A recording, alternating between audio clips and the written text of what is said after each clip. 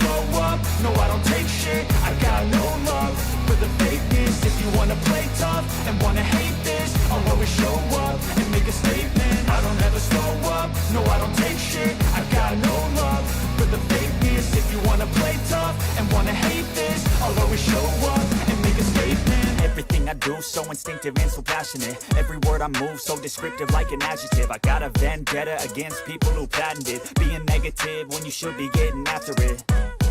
I got facts over tracks, this and that. Spitting slow, spitting fast. I could roast, I could gas. Think I'm okay at last, but I don't know if that can erase all the past. And the pettiness, a reflection of the emptiness. Hilarious, you think you're worth my time, you're delirious. Mysterious, because you hide behind a fake exterior. Inferior, you know I'll always be a bit superior. Get off of me, this ain't no humble brag. I want you to hear words, you can say them back. I want you to feel free from the chains at last, and to believe in what you got, it was built to last, yeah. Now that I've been put through hell, I never got anyone's help. I had to do it all myself. I don't ever slow up, no I don't take shit. I got no love for the fakeness. If you wanna play tough and wanna hate this, I'll always show up and make a statement. I don't ever slow up, no I don't take shit. I got no love for the fakeness. If you wanna play tough and wanna hate this, I'll always show up and make a statement. Gonna learn the consequence of being incompetent. Mental health is confidence, dreams and some honestness. I'm not here to save the day, that's for you to take away. I could play a million mind games, but instead I say something not illogical, something that is topical. Rub it on and watch it go, make yourself unstoppable. Dreams are irresponsible, but they're always possible. If you just believe, you could be so remarkable. Thoughts in my head, a collage and they spread. I'll be great one day, going off of my meds. No, I'm not giving up, no, I'm not giving in. I will make it to the top, taking off in the wind. I gotta make it, I'm saving every day to taste it. I'm patient, but my mind, it can hardly take it. I'm chasing a dream that I've had for several ages. A vacant, modern kingdom for the taking. Now that I've been put through hell, I never got anyone's help. I had to do it all myself. I don't ever slow up, no I don't take shit. I got no love for the fakeness. If you wanna play tough and wanna hate this, I'll always show up and make a statement. I don't ever slow up, no I don't take shit. I got no love for the fakeness. If you wanna play tough and wanna hate this, I'll always show up and make a statement. I don't ever slow up, no I don't take shit. I got no love for the fakeness. If you wanna play tough and wanna hate this, I'll always show up.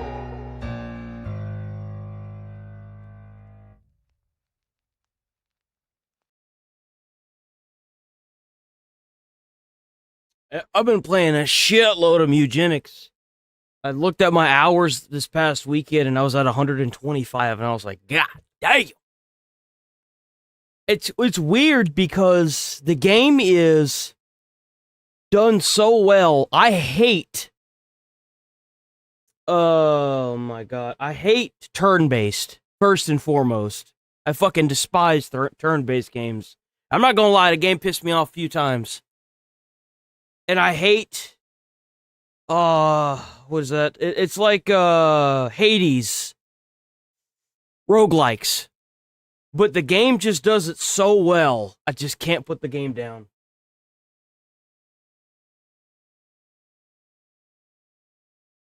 I hate both of those genres, but it's done so well that I just can't put the game down. So we got some new stuff. I got part of some program, I don't know. I'm going to be honest, I'm doing this to play ball. I want to stay in their program.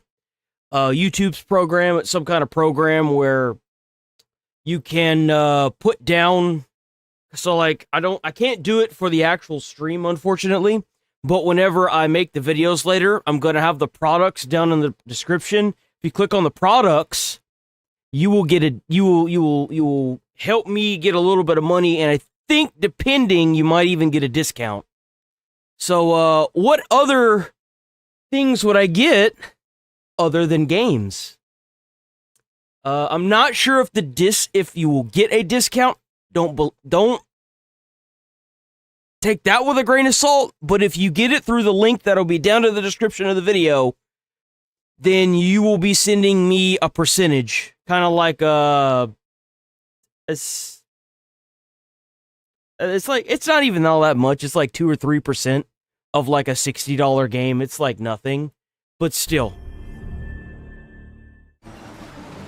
Hold on. You know we gotta have that Death Stranding 2 in there. Now, I wasn't a big fan of the game. I did play it to completion, and I'm still to this day getting copyright on the music that's in it, even though I go back through and remove it all. There always seems to be 4 more. But if you use the link that'll be down in the description of the video, you can send me a little revenue. If you decide to get it. They did just add picture mode.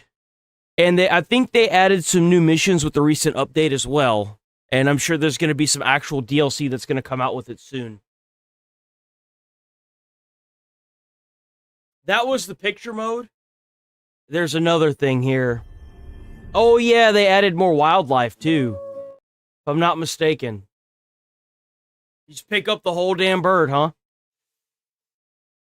I would play the actual audio. But the issue is that all of the audio that I've gotten from Death Stranding 2 has been copyright, so.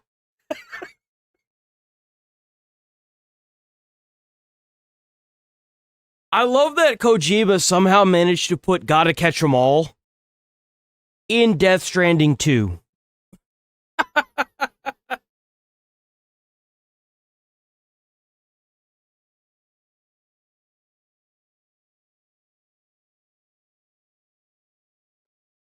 Okay. The next 2 I'm not too worried about. That's right. Resident Evil. In the description, there will be a link to go to Resident Evil. Well, it's not the game that's copyrighted, it's the music. That's the only thing that's copyright about it. It's the stupid music. He is a man of many talents. He can kick zombies into oblivion. So if you go to the link in the description, I'll have a link there for you to click on.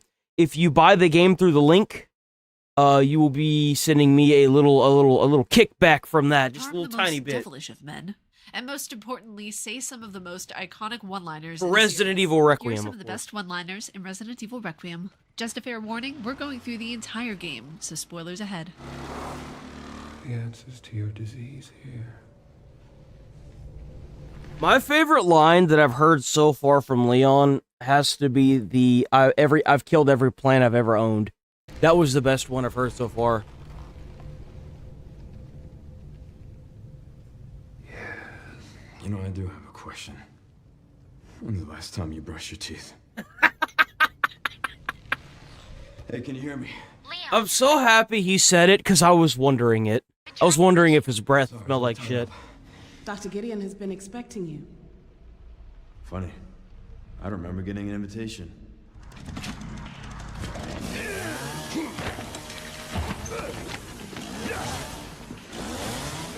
I think I want a second opinion. I remember that.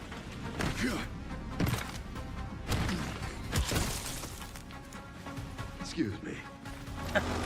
All right, should make it there in no time. Just a few potholes.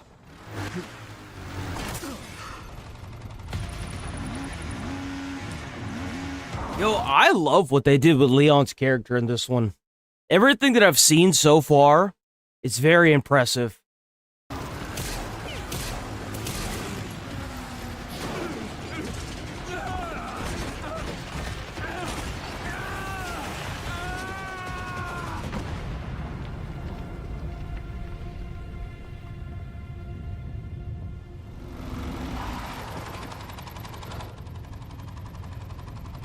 Should have worn a helmet.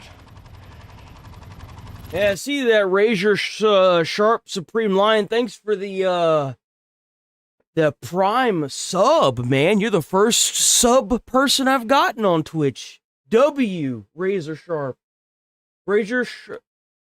It's Razor Sharp Supreme Lion, right?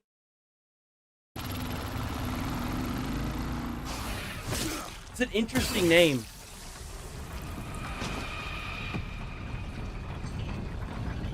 Well, that's my cardio for the week. Yep. Wake up, wake up. Hey, you. dust in my eyes. That's not a one-liner. You can't use that as a one-liner, man. That doesn't count.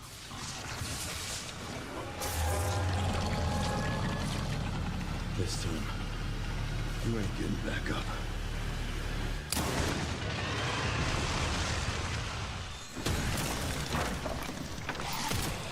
Let me guess. You must be the town lumberjack. That's a good one. Is this the plant one? Where's the plant one?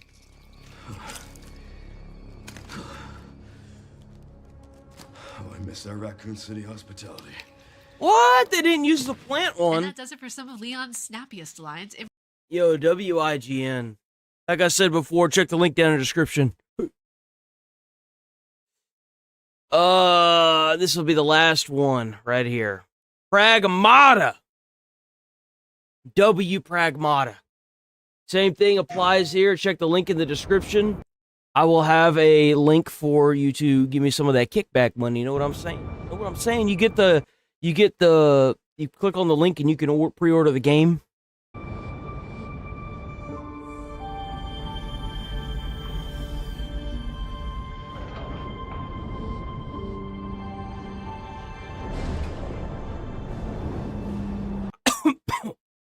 I do think this game is really pretty. The graphics in this game look amazing.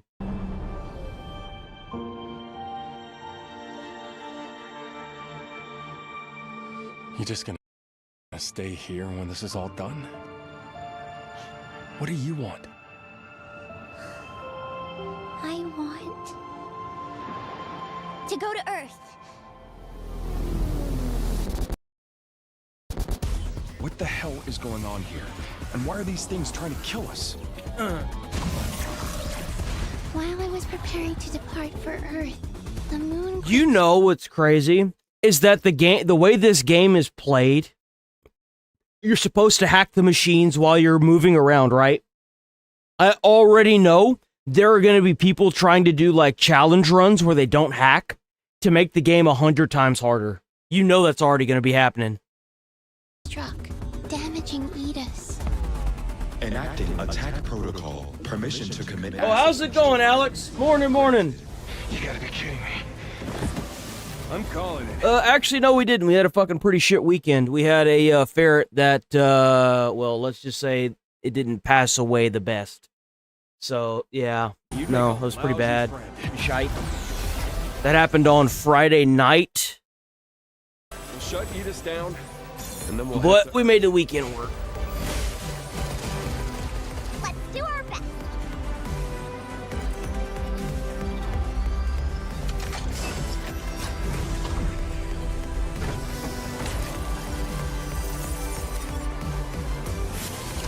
I decide my own way. And I'm going to Well, it's not... I'll save it for after this. with you. We're a team, right? I love the amount of detail they put on the game, the suits in this game. I do. We're a team. Like, look at the detail here. Compared to old PlayStation 3 and 2 era, and 4 for that matter, the amount of detail and the amount of the quality of games that we should be having should look like this every time now. Look at the detail, like the ridges have ridges. It's insane. Right? A whole new life. If you're ready. I wonder if there will be different cosmetics for the suit. Okay, then let's go. Together.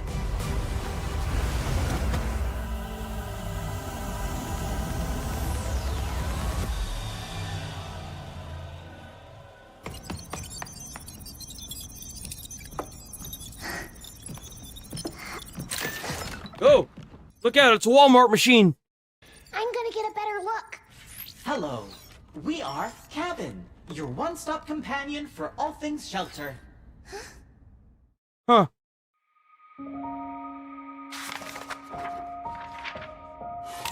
Oh, damn, we got a release date. Look at that. That's next month. So we have Crimson Desert coming out this month, and we have Pragmata coming out next month. Oh? Oh! What a bait and switch! Oh! Wait a minute! Yo, I ain't never seen a game get pushed forward before. That's impressive. Yo, W developers. Let's go. Ha ha ha ha.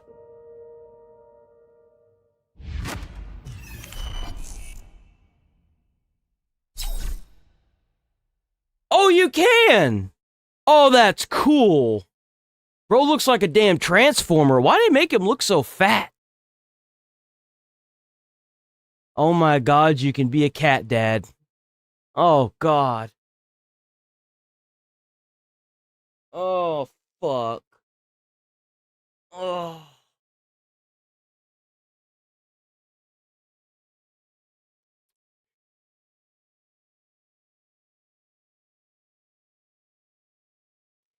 She kind of looks like Tifa a little bit, or not Tifa, but the mechanic in Final Fantasy 15 or 16, the one with Noctis. Kind of looks like Cid's daughter. Whoa, wait a minute. Yo, check that out. Y'all can't see it. Look at that. That looks sick. Neo Bashido and Neo. I'm not even gonna try. I'm not even gonna try.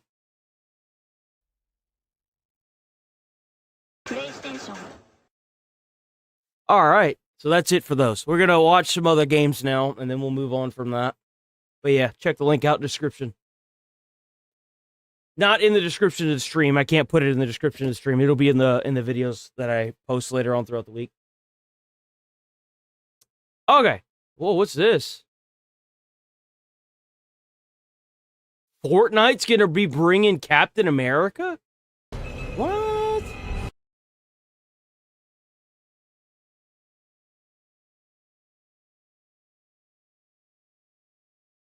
Oh, is that already happened?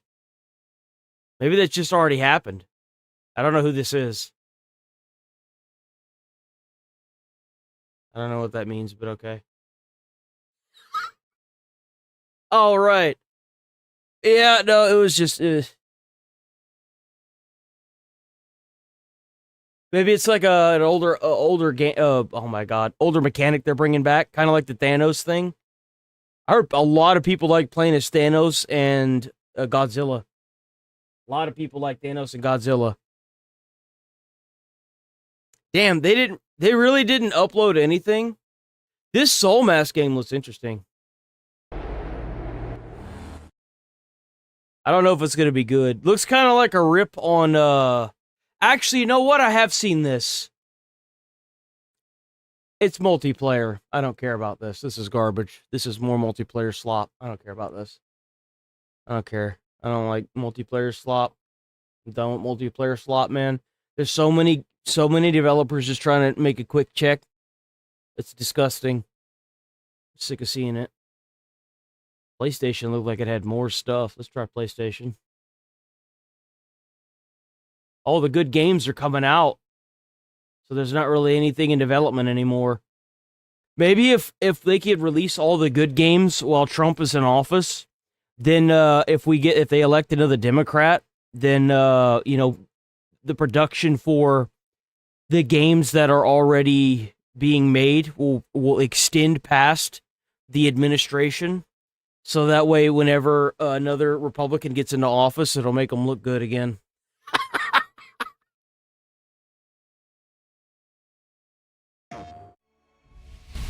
Onimusha, Way of the Sword. Capcom proudly... I don't trust Capcom.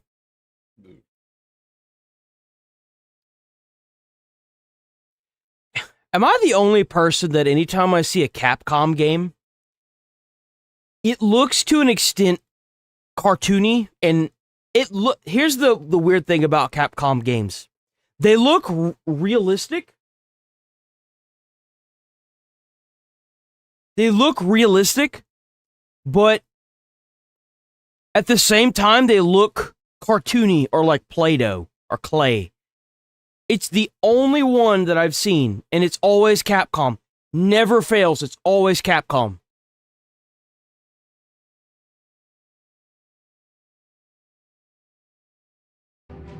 Onimusha Way of the Sword is set in 17th century Edo period Kyoto. You'll fight your way through iconic locales such as Kiyomizu-dera Temple. The protagonist, a lone samurai, Miyamoto Musashi.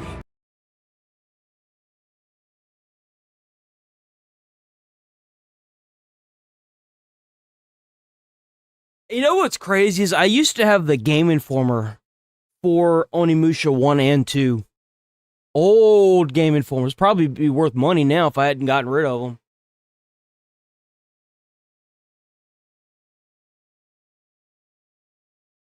I had the original BioShock ones as well. Now that that company's out of business, I had the God of War ones.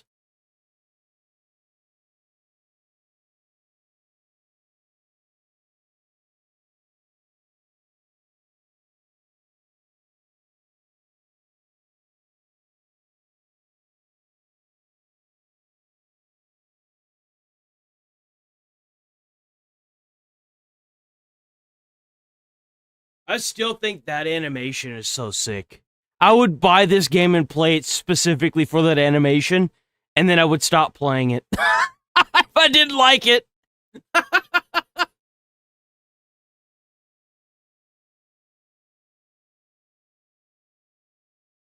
With many strange tales and unsettling mysteries. And you can experience strands of these hidden legends woven throughout the story.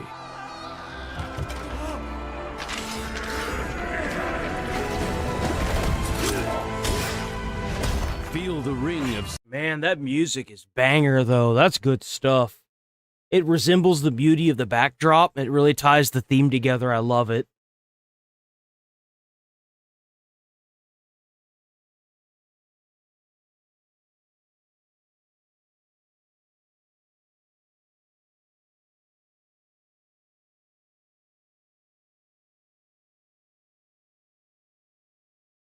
So it's not just the sword, you get a variety of weapons? I didn't know that. I thought it was just the sword. He had daggers in that one scene. Yeah, look, he's got daggers. I didn't know that. That's cool.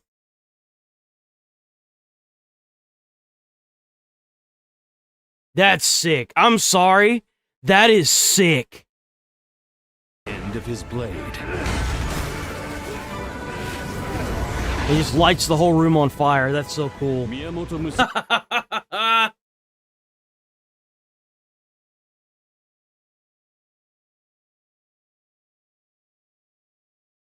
We need more games like this that have grapple systems on mobs. I love grapple. Like, if you do perform a perfect parry, it should do like a counter assault where you can grab them and then start, like, messing their shit up. That's what I want to see. I want more games like that. Like, we need to move past this, like, perfect parry system. Is like, oh, well, it's dazes the enemy. No, dude, I want a retaliation. I want to be able to put skill points that makes me crawl up that fucker's ass and put a blade in his butt. You know what I'm saying? Like, that's what I want. I want an animation, bruh. Even if it has to be, like, time sensitive, I'll take it.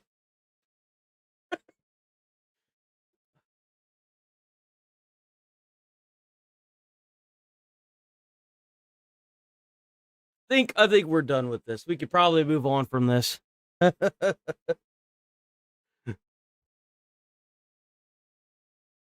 Oh man, here we go. We got the Emeru and Mizkif lawsuit. Apparently, Mizkif is also trying to sue Asmon now. Check out Legal Mindset, Legal Mindset. Hell yeah, Legal Mindset. Mizkif, which also involves Asmongold. We're going to get into all the parties today, particularly Emeru's defense and the little chink in her armor, which might mess up her motion to dismiss. Of course, as the Legal Mindset, we teach you to be your own judge. I'm Andrew Esquire, American attorney. This is a Fast Facts video, the quick and dirty version of the latest latest in legal news. So in case you've been hiding under a rock, we've got the plaintiff here, Miskiff, who filed a defamation lawsuit against Asmongold, Emeru, OTK, and Mythic. And lately there's been a clip trending around of him in a bit of an emotional state. And she waits 4.5 months to stall this out so no one cares anymore. And her response is that. Like, are you kidding me?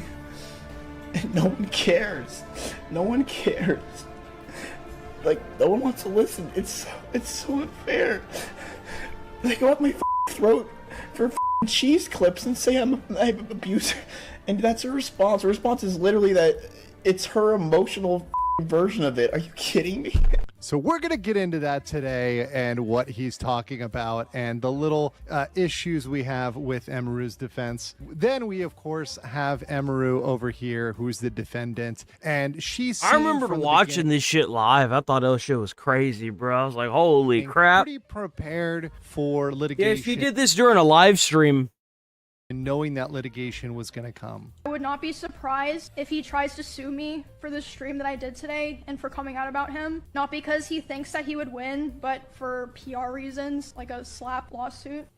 It'd be interesting if that happened, and I wouldn't be opposed to people finding out more of the truth and things that I didn't even talk about today and what else he's been lying about. And I'm sure there's also plenty of things that even I don't know about. So it seems like from the beginning, Emeru was prepared for a lawsuit, and part of a lawsuit is going through the steps, is going through the motion. So this is yet another part of the lawsuit that we have to get through. And of course, let's not forget Asmongold, who's part of this, and I'm going to reflect upon his defense in light of Emeru as we get into the facts here. So let's go with our opening statements. So Miskiff filed this defamation claim and other claims against OTK, Asmongold, Mythic, and Emeru. All evidence involves statements on Miskiff and Emeru's relationship. So it's all stuff that involves their relationship and how their relationship went down. Many comments and admissions were made by Miskiff himself, although some of the stuff and evidence has been submitted are Emeru's comments, and obviously her initial statement is part of the evidence. The only thing that can make this fall through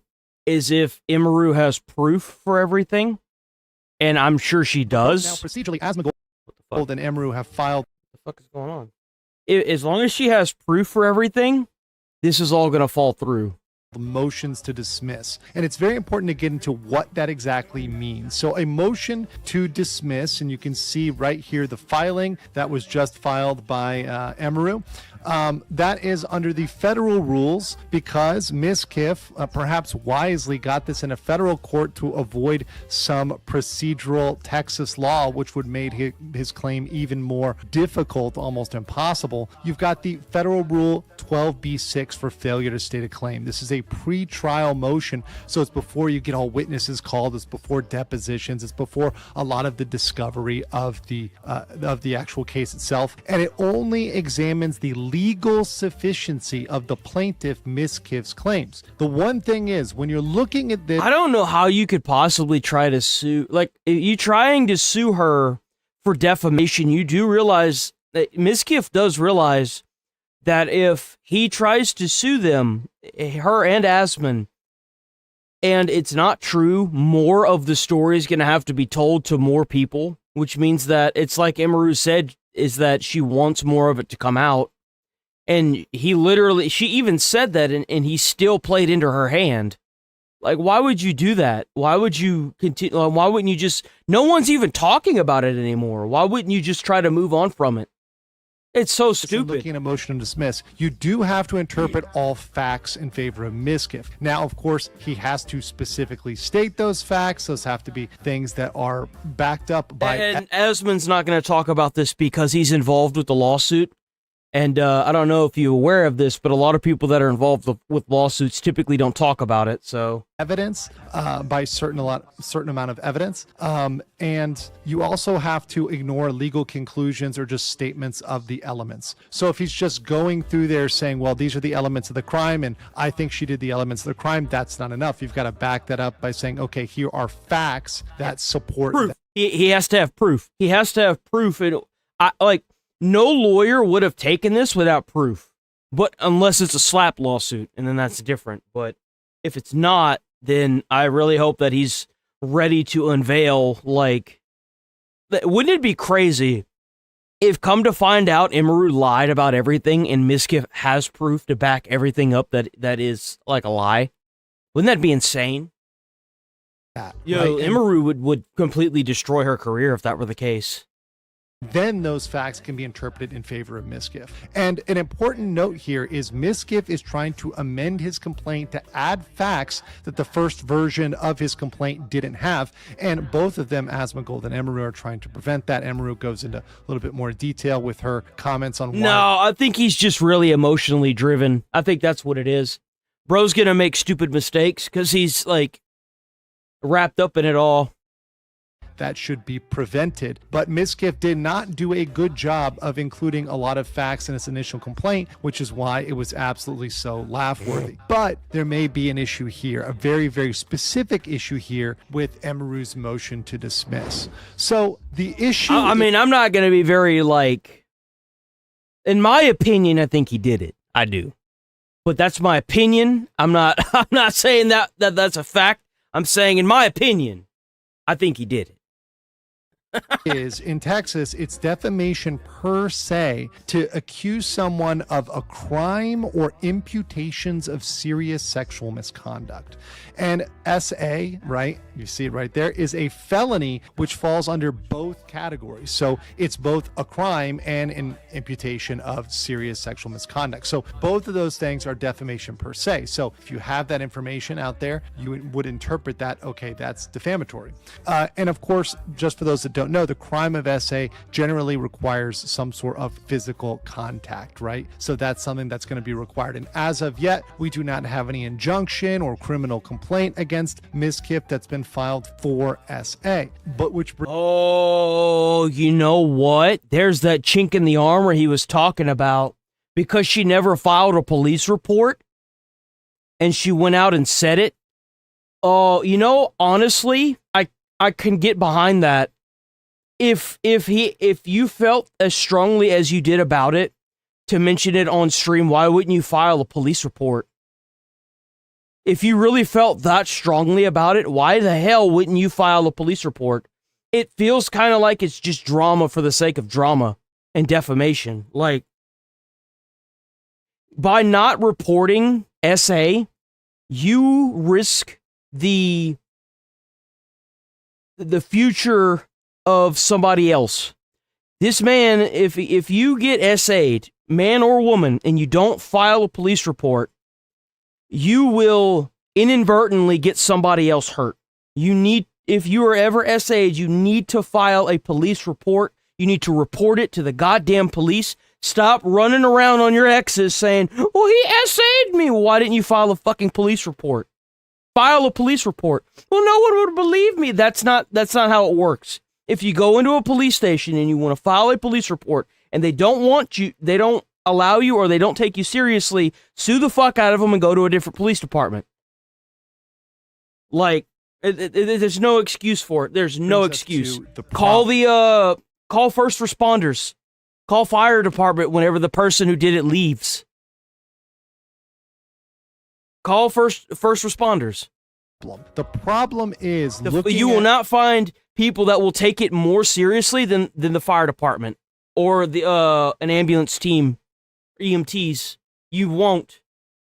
They're required by law to get the police involved and make sure that it goes well. Amaru's statements in the transcript, she used the language of SA at least 3 times. Well, not that it goes well, but that they take all the information that's needed for it. Her main speech, which you can go through, and these are timestamps from the transcript, which was submitted to the court.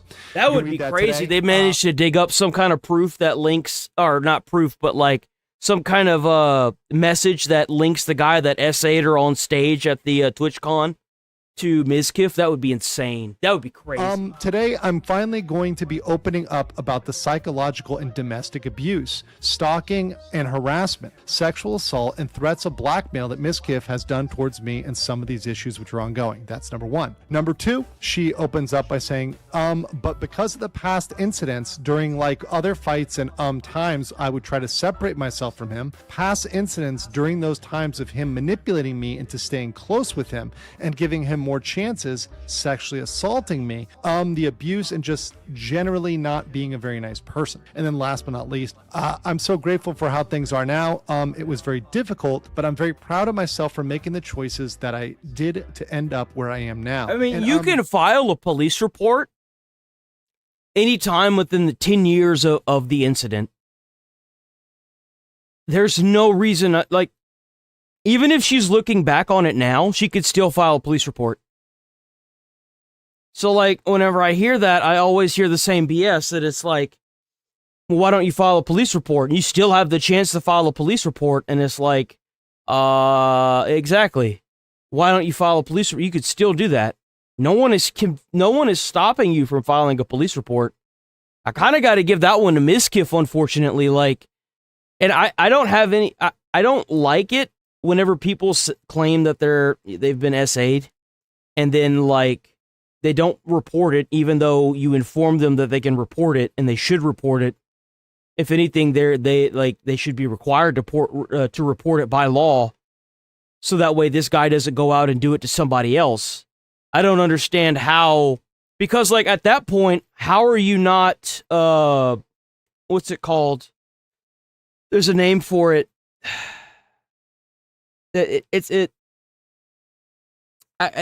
Like enabling them. You're enabling them. But if you report it, then you know, like somebody else who gets involved with that person, they'll be like, oh, well, you have a history of X, Y, and Z. Fuck no.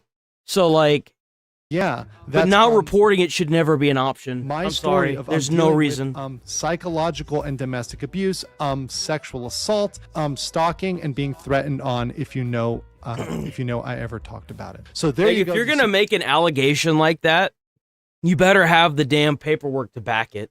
You the should. instance of her bringing that up. And this was definitely something that Emeru's lawyers knew that Miskiff was going to bring up because of that law, because of the defamation per se. And you do have this statement here. So this statement here seems to be the thing we have in the record that would go towards that, or towards her interpretation of that, which is the statement, we cuddled for about 30 minutes and started to kiss. She said that she was okay with this on her stream, and I started to advance to the next stage because I thought that's what she wanted. She yelped and I immediately sprung up and was scared if I did anything wrong or did something or did wrong in general. I got scared and left the house. I apologize if that made Emmy uncomfortable for me not saying sorry, and I wish I had said sorry back then. So that was the incident which perhaps she was interpreting that. It's the one we have from the record. Of course, this is Miskiff's own statement. Now, Emeru's defense here, and this is the position she filed in this recent filing, is that under Texas law... Whatever happened to counter lawsuits? Like, if I'm ever getting sued, why the hell wouldn't you countersuit so that way if you win, you get all your court costs and shit paid for, and like you can get a little bit of money from them? Hell, I mean, why not? You spent the time and effort trying to fight it. You might as well try to countersue. Even a verifiably false statement is not defamation if the context reveals the statement was a reflection of an opinion, not a statement of fact. So they're trying to lean on the fact of saying, hey, this was more of an opinion than a statement of fact. If I ever get to be big enough to where I'm getting slapped into lawsuits like this, I would go out of my way to make sure these motherfuckers never thought they were going to do it again. Like, I would go out of my way and I would find a few lawyers and I would walk into there and I'd be like, I'm getting sued. I want to countersue.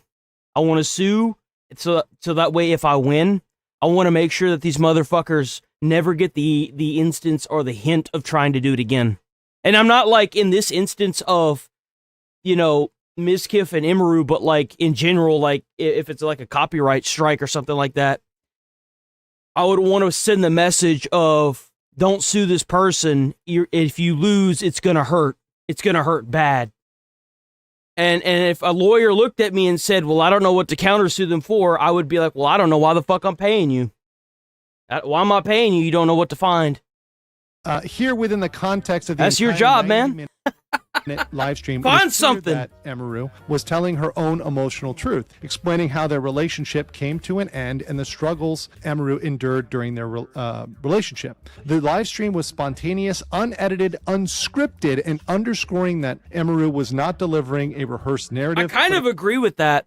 I feel like if you're going to do this kind of stuff, it needs to go through court first. But just for the sake of getting on and trying to... Like, the guy had already been kicked from Mythic Talent. He was already out of Mythic Talent. He had already been alienated from most of the groups that were around him because of her. Why did she feel the need? Like, I get it. If you're going to get online and you're going to make a public statement, I understand that. But you should have filed a police report if you were going to make a statement that big. Because if you didn't, and you don't have the law enforcement to back it, you're going to look like an ass in front of a lot of people. You are. Like, it just doesn't look good for her defense at all. It doesn't. If you're not going to... and furthermore, if it hasn't been through court, it shouldn't be online, period.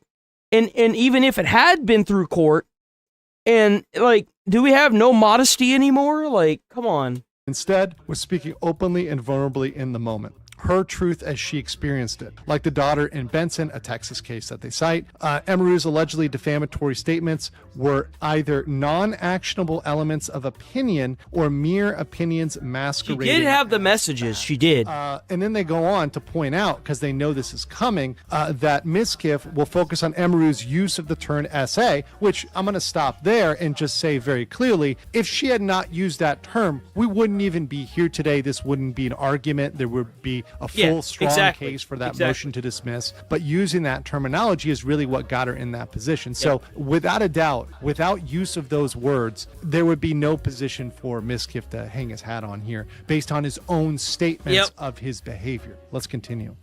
And argue that Emeru's statements are necessarily defamatory because they include the same term. However, it's the language that she used that escalated it to a defamation lawsuit. If she hadn't have said SA and she said, I just didn't consent to it, or she didn't specifically use SA, then we wouldn't be here. She could have reworded it, but I'd imagine that she told her lawyers that she wants to say that. And I kind of wonder if she's not doing this to stir up even more media around Miskiff, so that way she can get more stuff to come forward about him.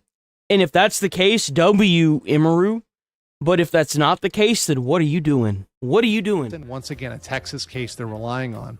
Emeru described in detail the exact nature of his assault against her. Bizarrely, this one sentence that Miskiff actually quotes in the first amended complaint he started kissing me in my face and I let him do it. And then suddenly he tried to climb on top of me and aggressively shoved his hand down my pants, and I screamed. And when I screamed, he jumped off me like a cat. Taking the whole context of the statement into account, as the court is required to do, it's very different than the stepfather and Benson. Emeru describes exactly what happened to her, and although she defines it as SA, a reasonable viewer would unquestionably understand that that term is her own description of what happened to her. The viewer is not left to guess as to the nature of the assault based solely on the term SA, which focuses on the fact that daughter did not actually describe it. if you're gonna make a statement like this, you need to make sure that you have paperwork to back it up. That's the issue that Emeru's going to run into with this, is that if I was a lawyer and I looked at this and she didn't file a police report, that's like, even in a court, if I see that somebody got online and said something like this and you spun up this shit show around this person, but you never filed a police report, I would immediately call this defamation. I would. Because in the court of law, if I take my biased side out, because I would want to rule against Miskiff, but if I'm going to stay unbiased, I would probably rule in favor of Miskiff. That doesn't make it right, but if somebody's outwards looking in and they don't know the backstory of all of this and they're completely unbiased, this looks bad. It looks bad. Assault. Just like that's why it's so damn important to do your paperwork. Emeru's statements are not actionable as defamation because they show her personal viewpoint, i.e. her own emotional truth, and not purported fact. So that's their position as to that specific thing. And that is a very, very precarious position at the point of a motion to dismiss, where you're getting into, hey, does this meet the legal standard? And when you're taking those presumptions, once again, the presumptions in favor of Miskiff in terms of the factual allegations. Understanding, though, that Miskiff did a poor job in his complaint of including details and spotting out things, and that's what he's probably trying to clean up, him and his lawyer trying to clean up and add to make sure that they perhaps survive a motion to dismiss. But this is their defense. So what do we look at? Well, in defamation, yeah, she general, must have. We're going to look at this. I guarantee she probably has stuff that we haven't seen yet. I just hope that whatever she has is enough to put Miskiff back in his place, if that makes any sense. Like, I'm rooting for Emeru, but if there is even a slight chance that this man could mow her over in the court, why would you ever take that chance?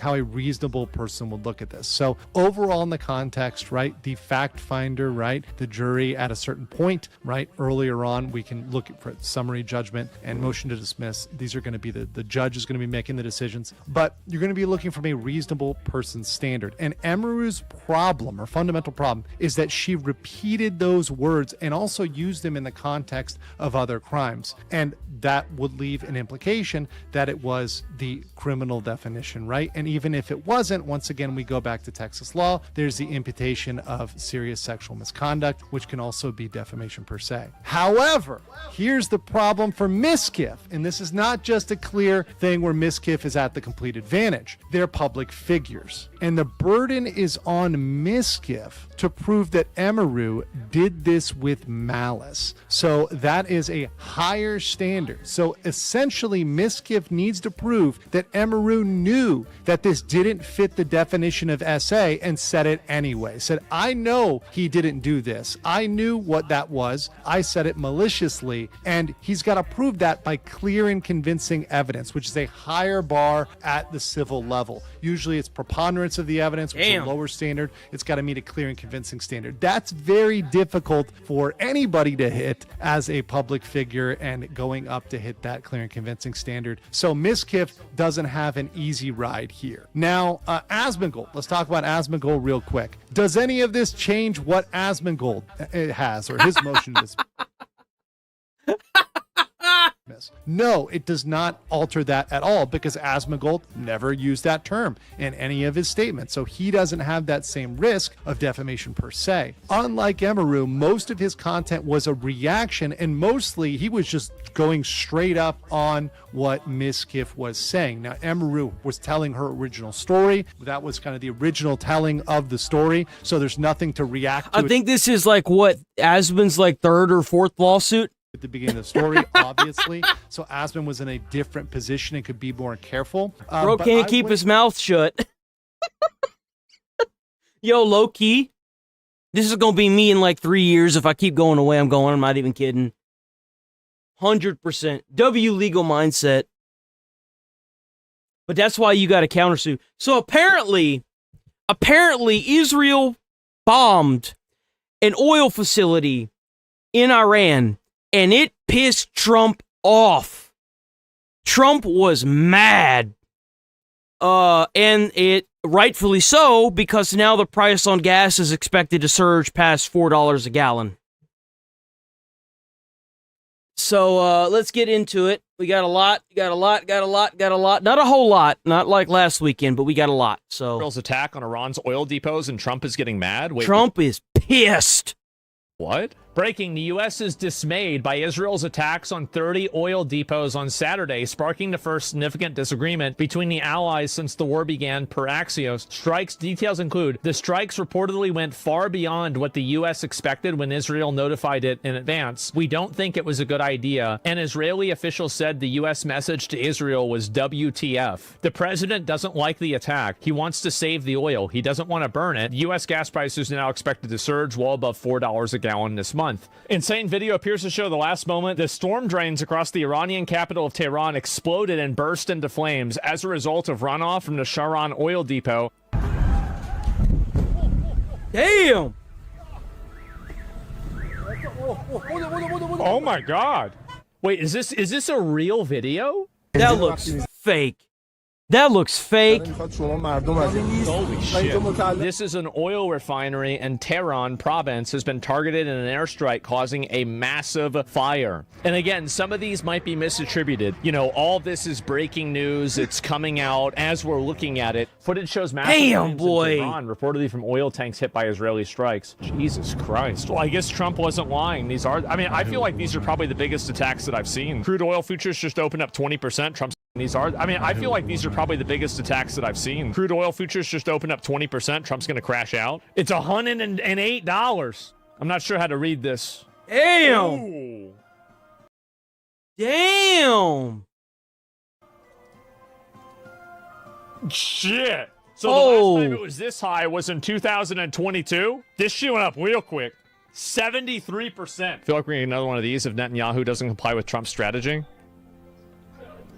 Yeah. Yeah. Israel, as soon as we made the deal, they came out and they dropped a load of bombs, the likes of which I'd never seen before. We basically have two countries that have been fighting so long and so hard that they don't know what the fuck they're doing. Do you understand that? Damn, he just says it. Yo, W president.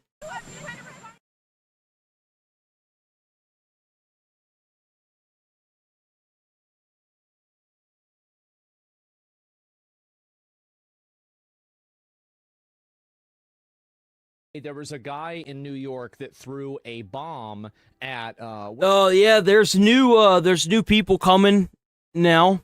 We're gonna watch something here on Fox. They just stopped another terrorist attack. They found a bunch of IEDs. What do you call it? They threw a bomb. And there was another one over the weekend. Was doing, you know, some protest or some event. And so the people that did it threw a nail bomb at a person demonstrating, and they were yelling Allahu Akbar, right? And so these very clearly are like, you know, Muslim terrorists, right? That's what they are. It's pretty obvious. That's why people yell Allahu Akbar and they throw a bomb. I mean, that makes you pretty much a Muslim terrorist, I would assume. Like, I wonder how many terrorist attacks Israel's had since the Iran war has started. Or if they just naturally have them like all the time. You know, it makes you wonder how many of these terrorist attacks happen all over the world. Especially like maybe even in France, if they have a bunch of like immigrants that went there from Iran that were like part of the terrorist regimes and they just didn't realize it or know it. How many of them are being attacked right now? Because we'll never see that information unless you do some heavy digging with like a VPN.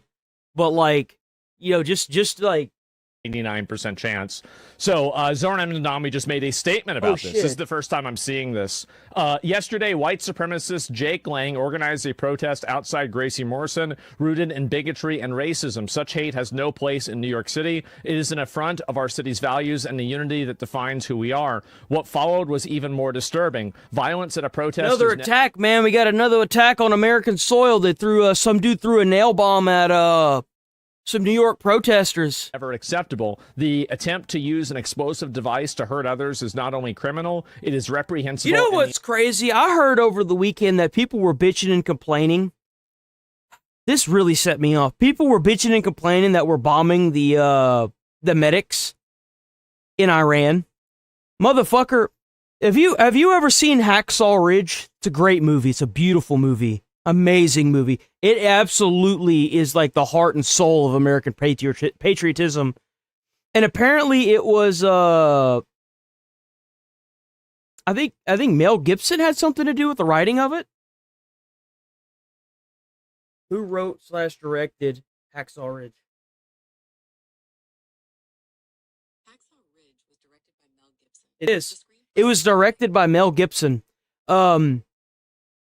There is a scene in Hacksaw Ridge where he gets to his, the front line, and the guys that are already at the front line, they tell him, get rid of the fucking crosses.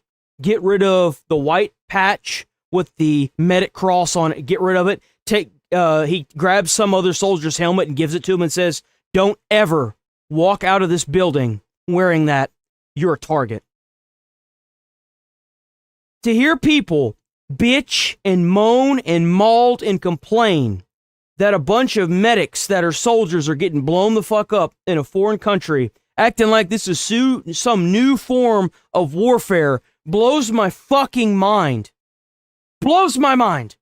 This mentality, these people have lived in privilege for so fucking long, they have no idea what a war is. And it blows my fucking mind. You realize that in the war with Afghanistan, they would strap bombs to these fucking kids and ask them to shine, like, Rambo. One of the most iconic scenes in movie history is about his friend and that goddamn Corvette. That car, and his friend getting his legs blown off by a child that asks him if he wants to get his shoe shined. Yeah. You are acting like bombing a few medics is bad? Well, what about the fact that they used to strap bombs to kids in Afghanistan and send it to the soldiers? What about that? Or dogs. They used to do the same thing to dogs, too. Don't sit here and talk to me about no motherfucking medics, dude. Like, what? Antithesis of what we are. I want to thank the brave men and women of the New York PD who acted to quickly keep New Yorkers safe. Our officers ran towards danger without hesitation, demonstrating once again the courage and dedication it takes to protect the city. So this is the problem with what he's saying here, right? And they're complaining about medics, and they literally throwing nail bombs in the middle of protests here in New York City. You had no Get the fuck out of here with this sympathy shit. You come here, you get sympathless. Supremacist, but you do have a problem calling the people who yelled Allahu Akbar at him throwing a bomb Muslim terrorists, which is what they are, right? And I think that's the main issue. Top reply. Oh, I can't show that. Sorry, for obvious reasons.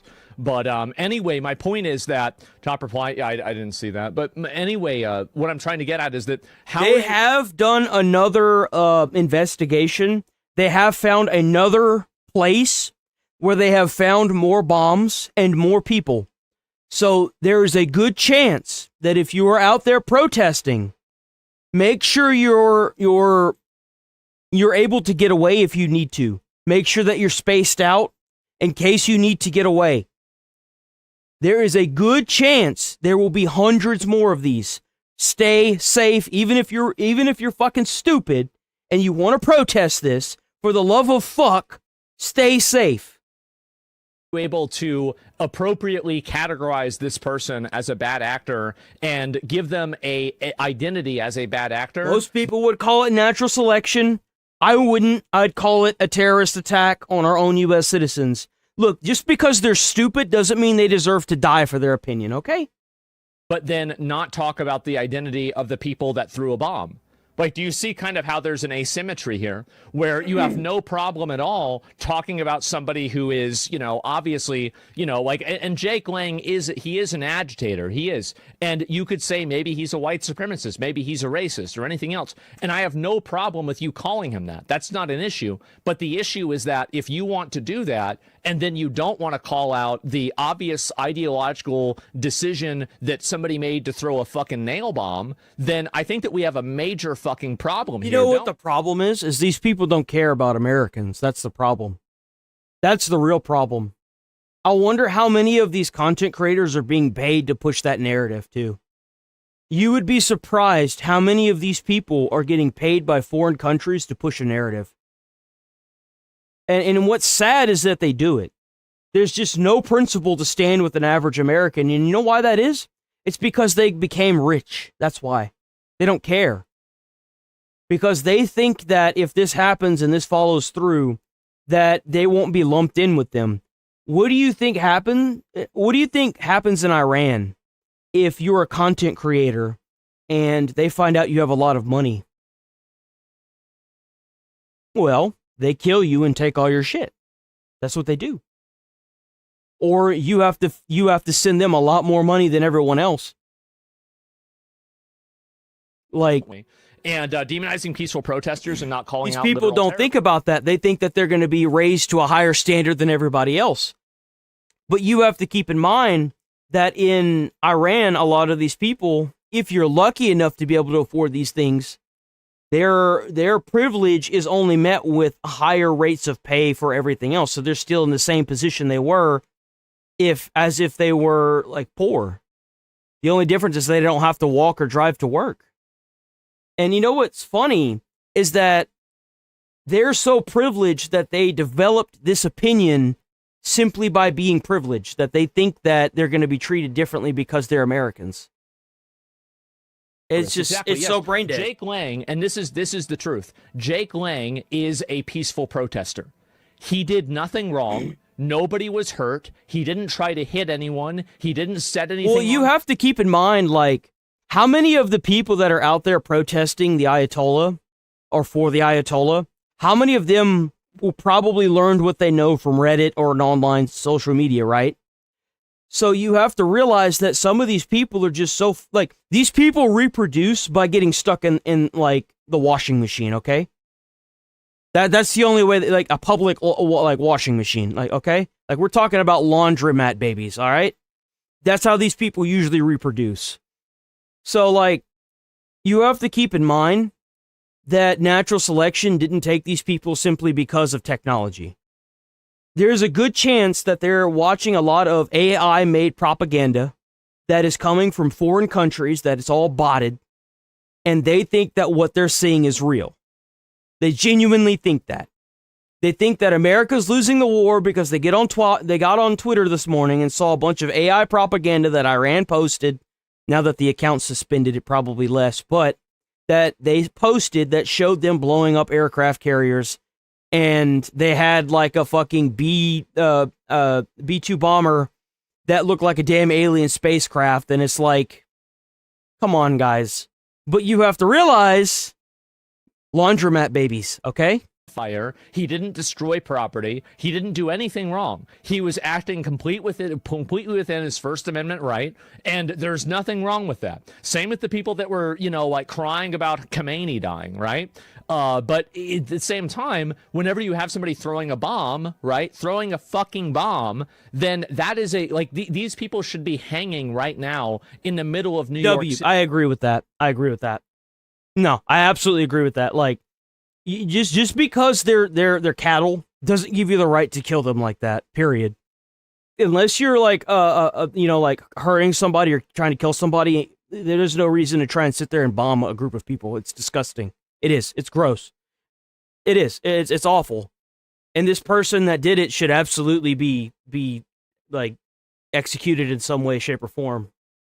That's what should have happened. Like, the moment that you throw a nail bomb is the moment that you get strung up near the nearest tree. That's what my opinion is, I right? agree. And these people are insane. They are. Zoran is scum. Well, here's really the truth, is that I think Zoran is another identity politics candidate. I think that what percentage of the Muslim vote do you think that Zoran got in New York? No, it should be a public execution, absolutely. It should absolutely Let's be a public ask the honest question here. 100%. Probably 99%.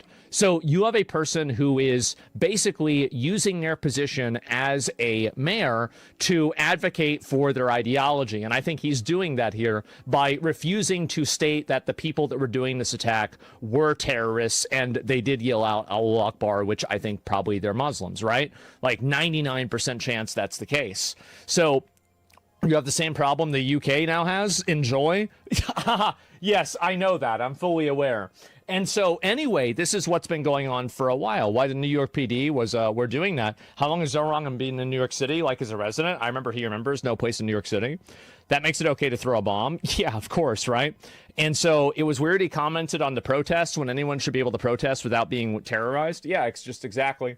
And I'm glad to see people pushing back on this. And I think that, again, as we spend more time looking at this, we will see that people like Zoran Mandami are fundamentally not Americans. They don't identify as an American. No, they don't. They don't put their country first. They put their ethnicity first. They put their religion first. And they do not put their country first. People like this have no position in power. And ultimately, I don't really think Zoran is the problem. I think it's the fact that we have imported a bunch of people who, based off of an ethnic, racial, and religious basis, have voted him into this position are the problem. And I think that we need to systematically denaturalize and deport every single one of them. That's what I think that we need to do. Well, it's like what I had said whenever the ice raids were going on in Minneapolis, we need to pull ICE out, and we should just immediately bring in the National Guard of the U.S. Army and roll Panzers up the block and get all these people, roll them out of their homes, and deport them. Like, from one side of the country all the way over, like one big sweeping comb. Search every house, every building, every street, everything, and get them out. Unless you're an immigrant who came here legally, you should immediately be deported. Not the worst of the worst. We're talking like everybody. Immigrants that have come over here recently, they haven't assimilated, they're costing taxpayers money, etc. They all need to go. In my opinion, I think all of them need to go. And if that happened, I think that things would be a lot better overall, absolutely. right? They would definitely be a lot better. And so, they would never go like to war the minute with us. that the United States military gets to the city, they should shut the city down, have shelter in place, and arrest anybody that's not sheltered in place. Like, get this over with, man.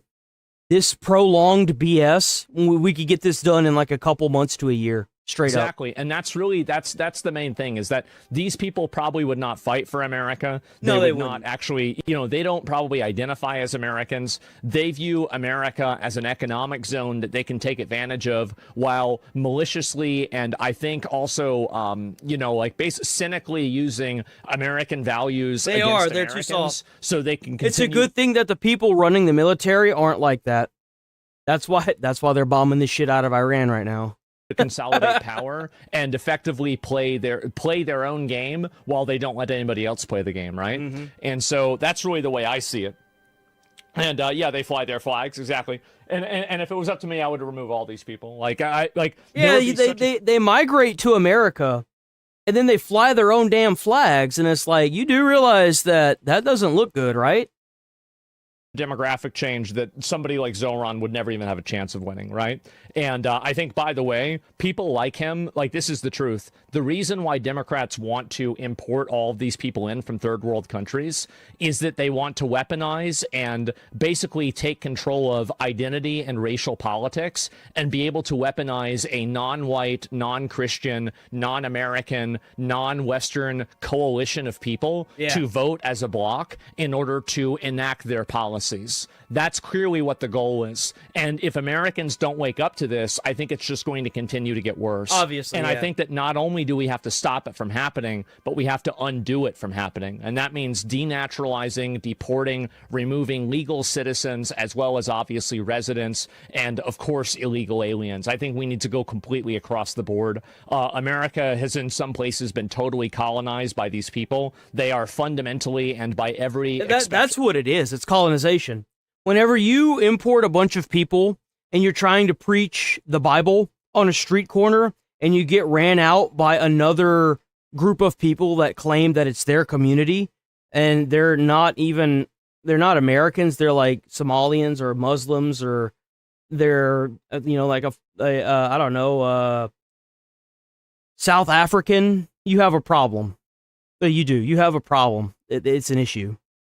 If they're literally taking over the streets, they're calling communities theirs, even though they're using the American Constitution to force out Americans. Like, they figured out the exploit, guys, and we're the ones getting exploited. By every definition of the words, not American. And the sooner that Americans realize this and they stop, hiding behind their, Reddit tier, identity politics platitudes, right? Oh, well, we're all the same. No, we're not. They're not the same as you. And they know that. You don't know that. And that's why they keep beating you. And they're going to continue to, basically take advantage of you. How do we deport citizens? Well, you just basically take away their citizenship and then you send them back to where they came from, right? I mean, obviously. I don't think it's the internet or technology at all.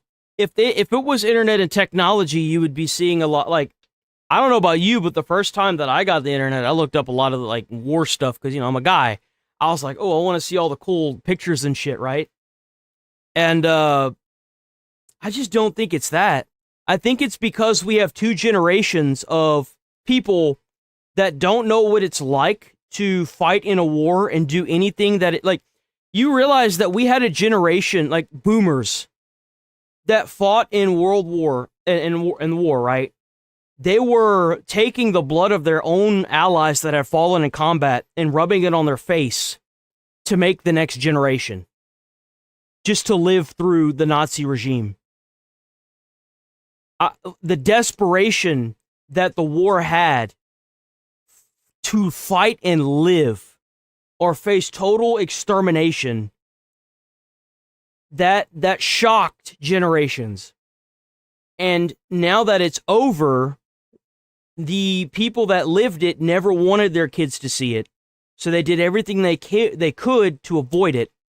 And that's the issue I think we've got, is whenever you push that into people, that avoidance, you get a bunch of generations of people that are willing to literally be slaves before they can, like, it's like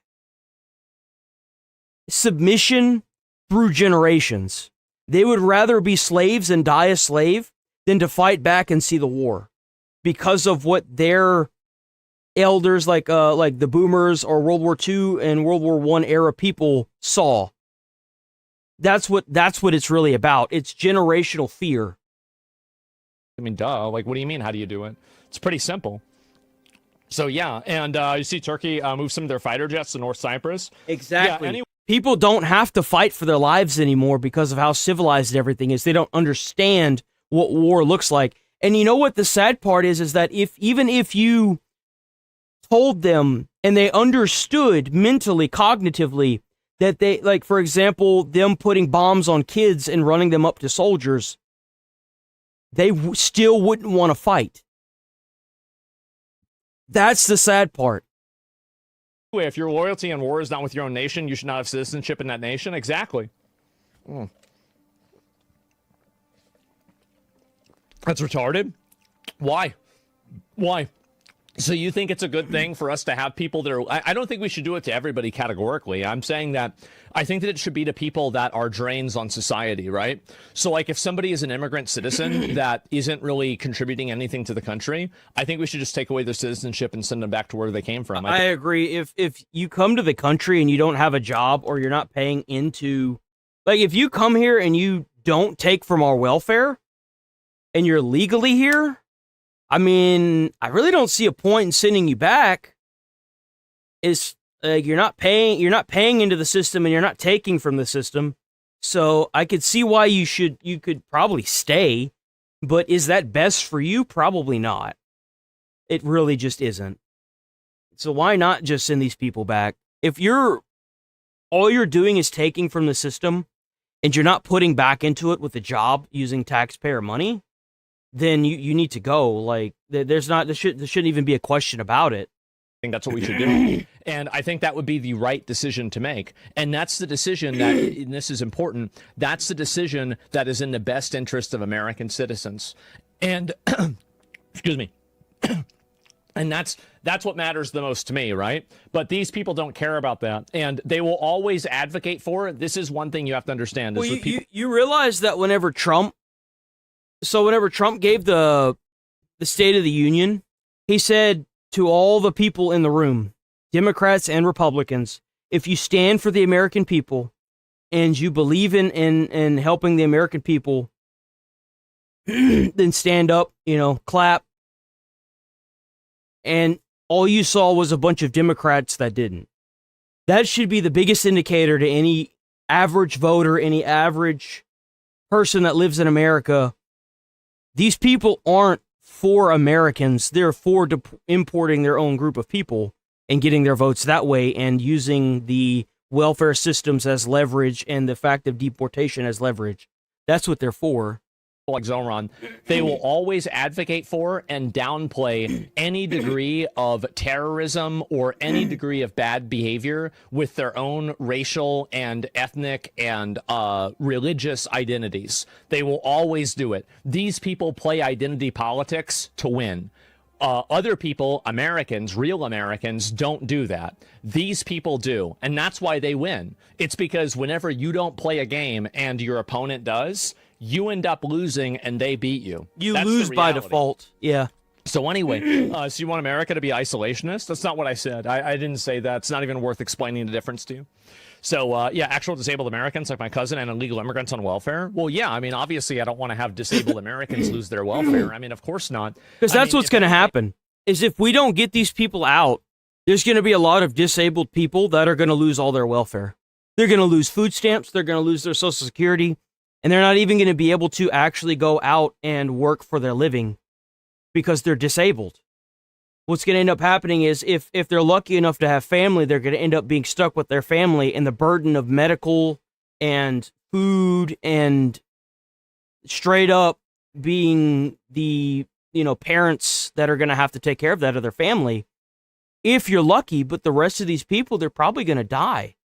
That's what really sucks about it, is the long-term shock to our economy that this is going to have, even if we were to deport all these people, is going to be negative.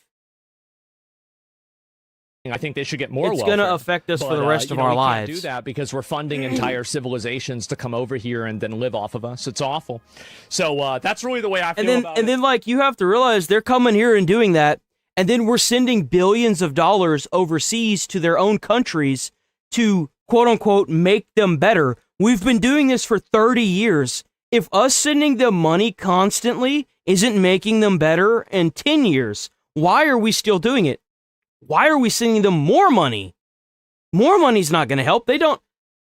It's like if you give money to somebody that likes to gamble and they never solved their gambling addiction. Why would you continue to give that person money? Because they're just going to gamble all their money away. If you could have $100,000, $200,000, $300,000, $1 million, $1 billion, but if you just won't leave the casino, you're going to lose all your goddamn money. It doesn't matter how much money you could have infinite wealth, and somehow you'll whittle it. Well, I mean, like, you would be able to whittle that, but still, you know what I'm saying? Like, you're going to lose money. That casino going to be rich. That's what my opinion is. And I think it's pretty obvious that you have people like this that go around, and I can scroll down and read some of the comments. Probably not Jake's comment, but we can read the other ones. You left out an important detail. Yeah, exactly, right? Here's what you left out. Explosive was thrown by Muslims. They were shouting Allah Akbar. Exactly. The fact that you open your statement referring to Jake Lang as a white supremacist instead of condemning the guy that literally tried to throw a bomb at peaceful protesters tells us everything that we need to know about you and your usefulness. Well, he's extremely useful, just not for you. And that's the problem. Useless. And so, yeah, these are the two terrorists that they caught yesterday. As I said, they should have already hung these two people. It should have happened this morning. It's pretty obvious that these people threw the bomb. We have it on video. It's obvious. And so, again, like, that's really the way that stuff like this should be dealt with. That Kansas sucks. City Airport evacuated. Wait, what? There's Why? another bomb threat? Let me see. Oh, that's right. No, there was a bomb. Yeah, that's right. In Kansas City, there was a bomb threat on a plane. They had to find it. I think they found one too. So they tried to bomb an American airplane. What the hell is this? Is there another one? I haven't heard this at all. This is new. I think they found it. I'm not sure. Threat in Kansas City International Airport calls evacuate. Oh my God. What is this? That's terrifying.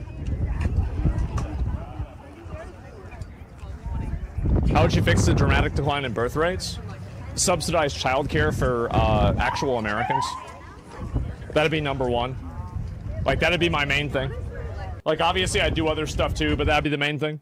And they still deserve a trial, even if it's pretty clear they did it. You can't just not whack people in the same day you arrest them. If you have video footage and it comes from an extremely credible source, you should. And it's completely obvious, man. Like, come on. Oh, and why not? It's pretty obvious. It's pretty obvious they did it. I mean, I feel like there should be exceptions for everything, right? I think that's an exception. Exactly. Throw a bomb into a crowd of peaceful protesters. I think you should be swinging the next day. Sorry I agree. to say. It's pretty obvious open and shut case to me. I agree. I think that the problem is fraud. The problem is 100% fraud. Because Minneapolis subsidized childcare, but instead of it going to the actual daycares in order to lower the amount that it costs for the kids to be put into the daycare, it ended up being fraudulently taken and sent to terrorists, so... Yep, citizens deserve a trial? Yeah, definitely. They got them on tape? Absolutely. and not terrorists. I mean, they're fundamentally terrorists. But anyway, this is something different. And anyway, police in Bond 17 Dams currently sweeping the concourse and terminals as authority investigate. This is what happens when we start wars with foreign nations like Iran. That is an insane. Just because. Oh man, let's just break that down. Because we're risking bomb threats in our own countries, we should never start a war with a foreign country. What mentality is that? Bro, that's farm animal mentality. What the fuck? What is that mentality? Bro, these people need to be rounded up and brought over to the pen, man. What the hell? You got some sheep loose. Of the argument that Ed has about this, that we can't start wars with foreign countries because then they're going to terrorize us. I can't think of a better argument for starting a war against Iran than the fact that if you make them mad, they're going to try to blow up your airports. Like, okay, wow, wait a minute. I'm right. Oh my God, that's crazy. What a fucking surprise. He's so fucking... Well, what this is, again, people that think like this, what happens is that they get colonized and taken advantage of slowly, because as they allow more of this into their community, eventually it becomes a majority and then they become oppressed. That's what happens, right? Yep. And because they're afraid of having a slight amount of friction in resisting that initial encroachment, they end up having the inevitable oppression. And I think that's kind of what Ed is advocating for. I think this is stupid. I don't know why. And what we should do is we should take these people and pull them out of power.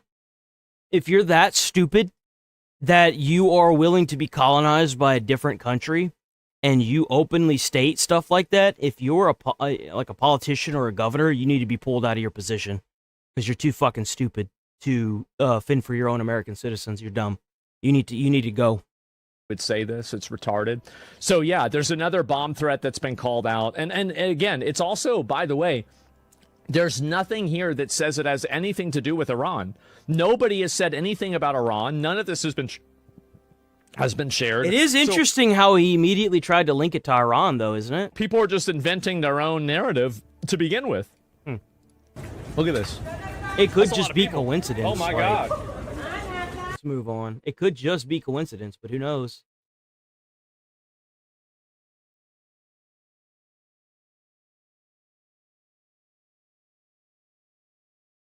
To be doing straight up pro-Iran regime propaganda because someone gave this guy a coffee. What is this? Wait, what? Let me look at this. This is CNN. Taking a quick break for a coffee along the way. We've been driving for several hours. There's a couple of things that we've noticed.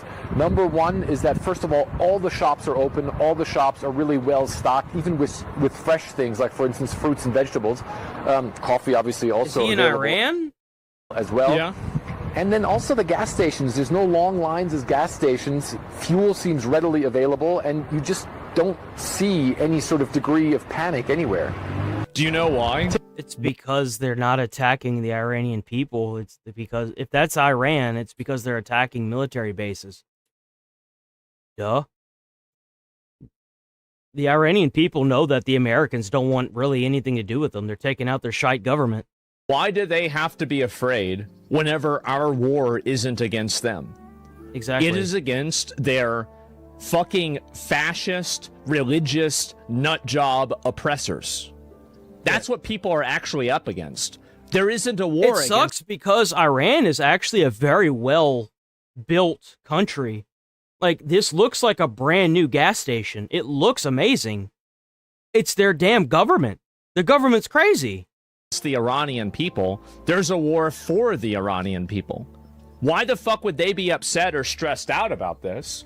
Why would we bomb a gas station? It's retarded.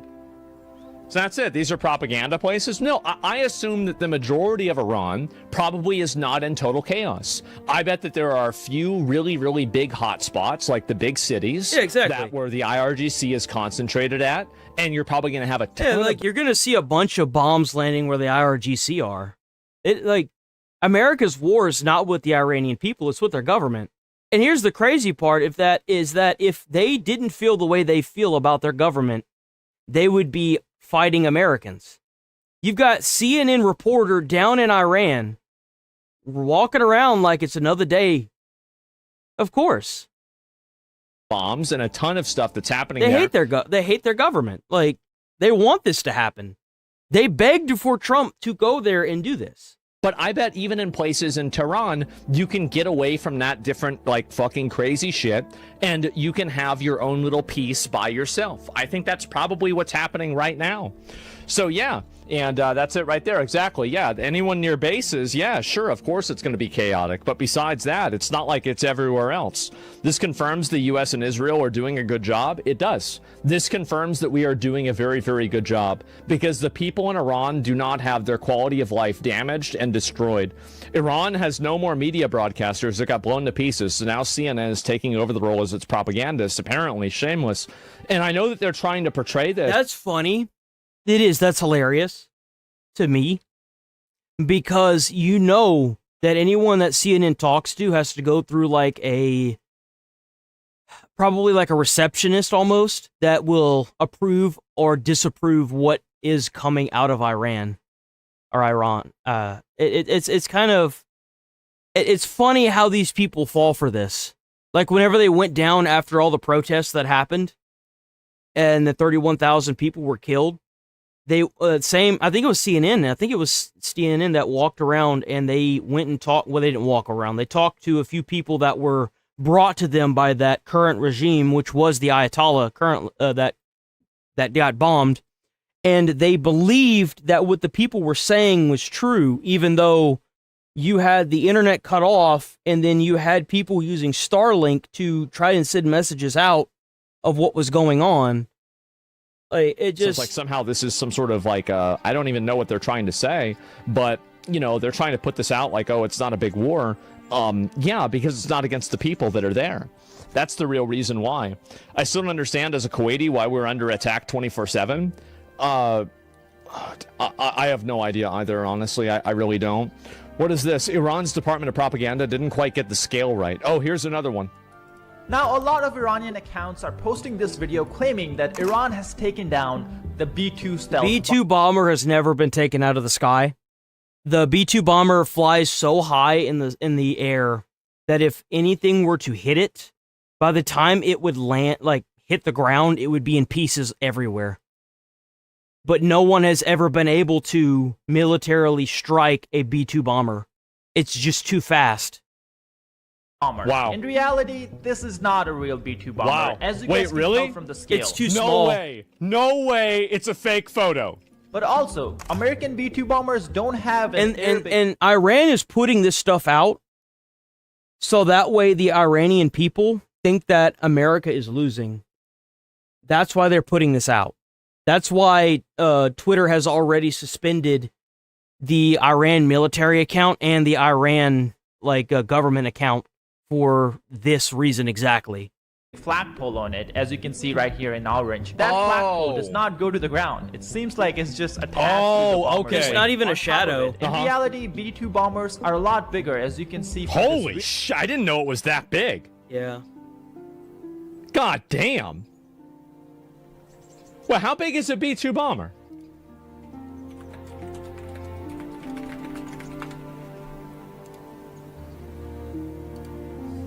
Holy shit.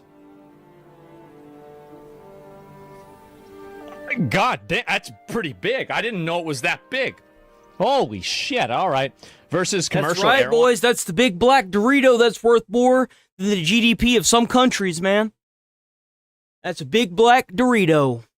Man, Doritos needs to do like a, like an actual, oh my God, what is it? Where you, a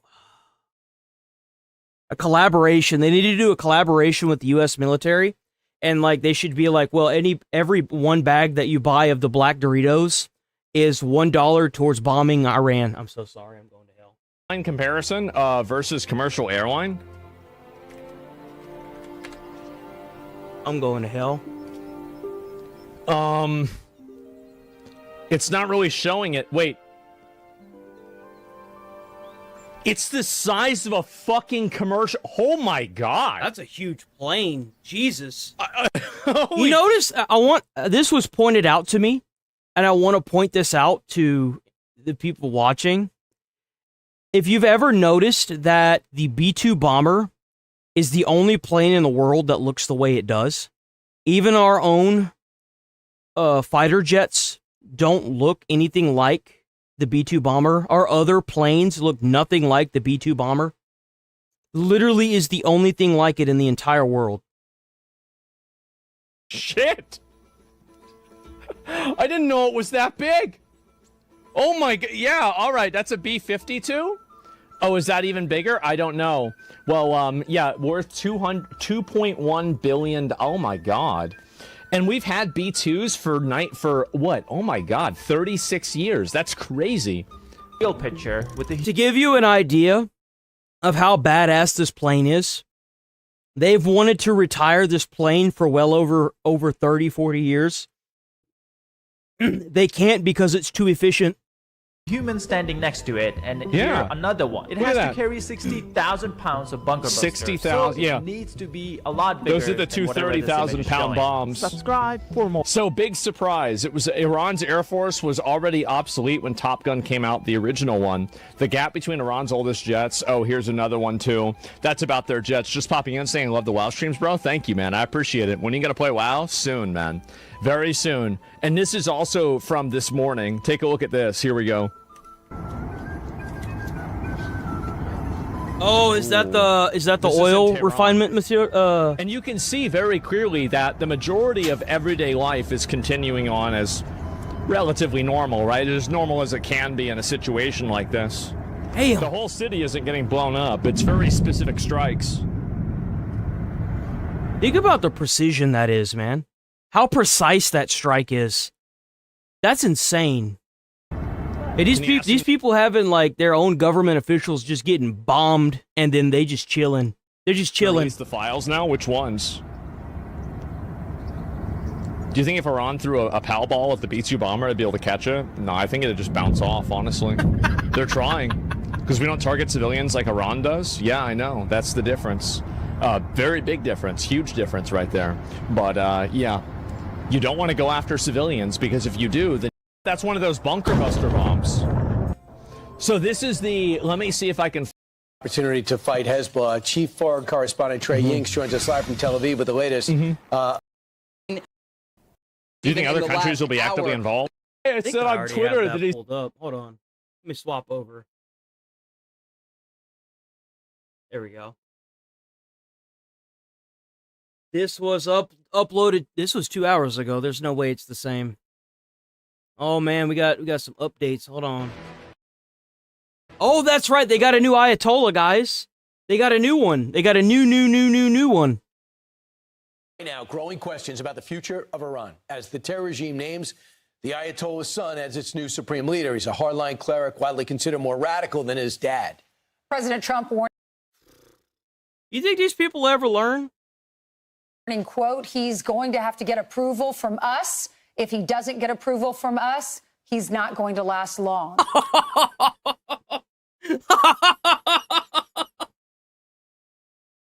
God damn. Bro, I love how honest he is, too. Former ambassador at large and counterterrorism coordinator Nathan Sales served in the State Department in President Trump's first term, and he joins us now. Nathan, thanks so much for joining the program. So we had a lot of You have to experts on, realize that this is the same man.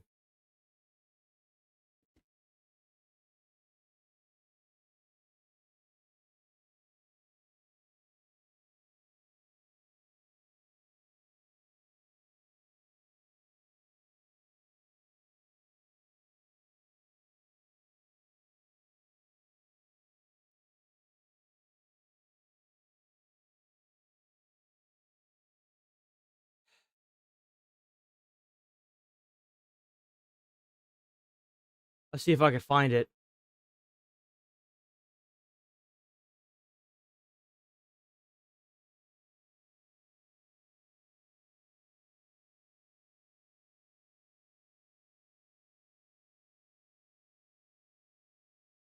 I don't think I'm going to be able to find it.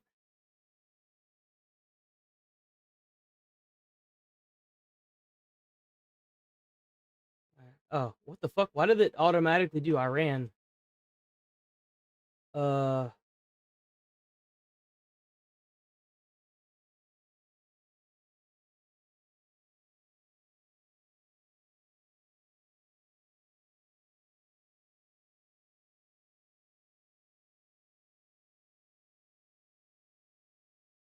I don't know if I'm gonna be able to find it.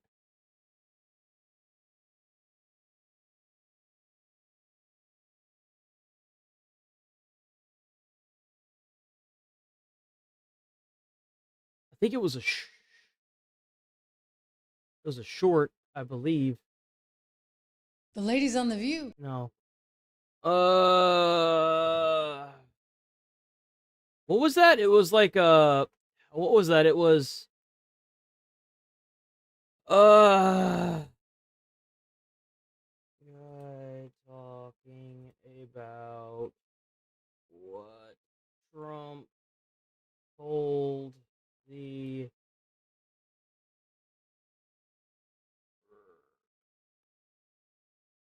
hold on. What Trump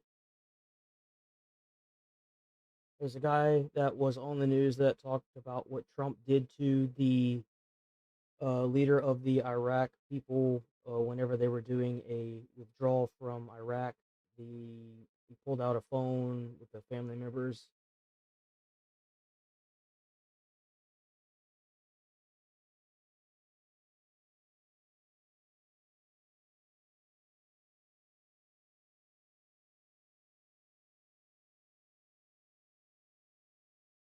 I found it. I found it. There we go, boys. Y'all gonna like this. Y'all gonna like this. This is what he did to the Taliban leader. This is what he did. Fuck, where's it at? Oh, here it is. President Trump looked at the Taliban leader and said this: I want to leave Afghanistan, but it's going to be a conditions-based withdrawal. And translator translated. And he said, if you harm a hair on a single American, I'm going to kill you. And the translator goes, and Trump goes, tell him, Yes. tell him what I said. Reached in his pocket, pulled out a satellite photo of the leader of the Taliban's home and handed it to him. Shut up. Got up and walked out the room. Sure did. Do you know for 18 months not a single American was killed in Afghanistan? Sure did. That's the definition of strength. That's what I'm talking about. And so you could imagine that kind of sentiment being around the world. If we think about that. Bro handed that shit to the Taliban. We was in Iraq for 20 years, and Trump ended that shit overnight. We were in Iraq because they wanted to be in Iraq, not because we were losing. That's why we were in Iraq. And they've been across, other networks as well. And many of the people following this didn't think that they were going to choose the sun. They got it wrong. Why do you think? Well, I think the Iranian regime is doubling down on its failed strategy of trying to defy and wage war on the United States. I don't even know why they keep appointing another supreme guy. They have a prince. There was an Iranian prince that talked. Why are they not in the West? This is an establishment choice. He may not have been the consensus frontrunner, but picking the son of the old leader signals continuity, and it's very much a meet the new boss, same as the old boss type situation. No, because from what you just said is that he's even more radical, which means that there's a good chance that this guy is going to be calling for even more bombings in America.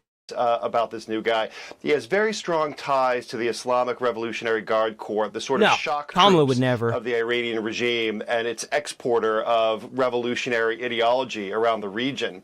Of course, that's just formalizing what has always been the case. The IRGC has long been the power behind the throne when it comes to the Iranian regime. So this just sort of brings that role out of the shadows and into the spotlight.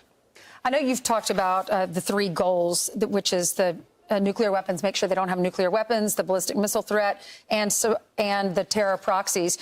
This is what the New York Times is saying about about Iran being able to retrieve their uranium. They say American intelligence agencies have determined that Iran or potentially another group could retrieve Iran's primary store of highly enriched uranium, even though it was entombed under the country's nuclear site at Isfahan.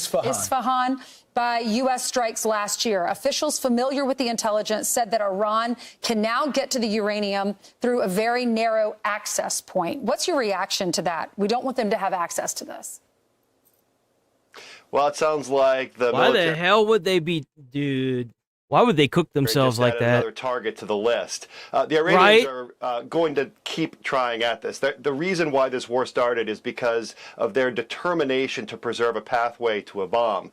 So it shouldn't. And you know what's crazy is that they did all this with normal missiles. Just imagine if these were nukes instead. Think about how many of these countries would be barren wastelands because of this.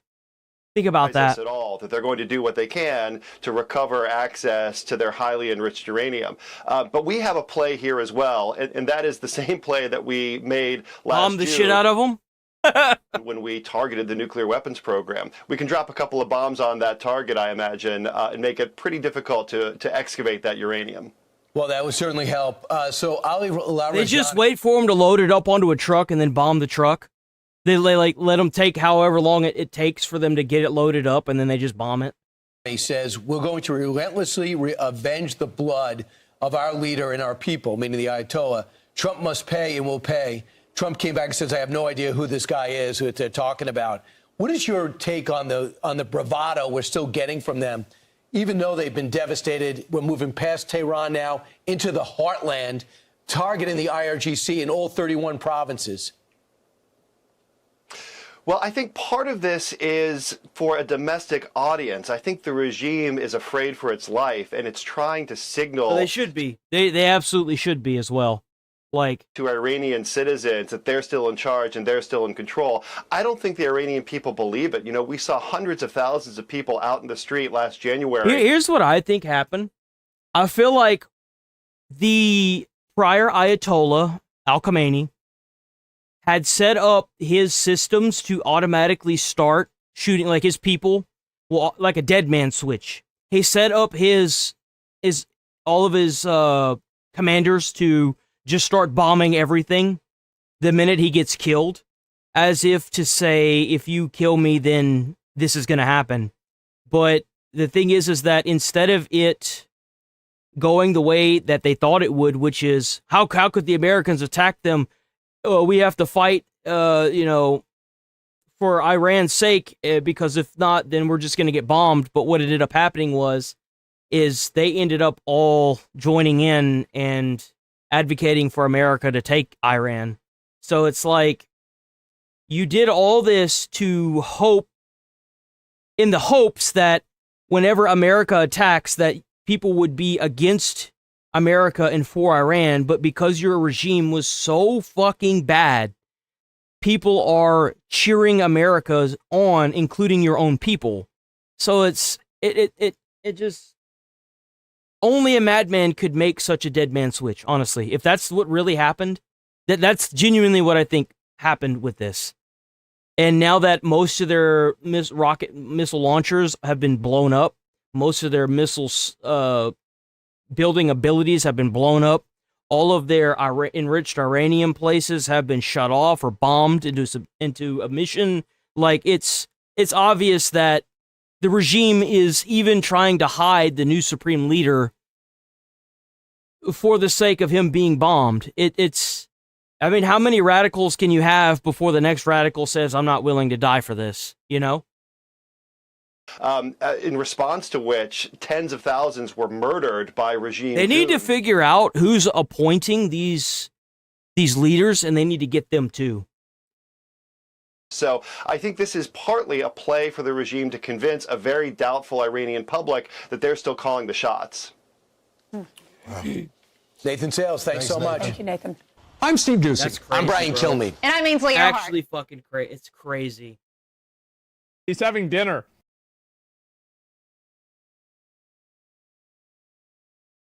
Direct ballistic missiles on aircraft carrier Naval Fleet Abraham Lincoln. This is the same video we've seen. Oh man, boys, they blew up the Abraham Lincoln again. Why do they have Coast Guard?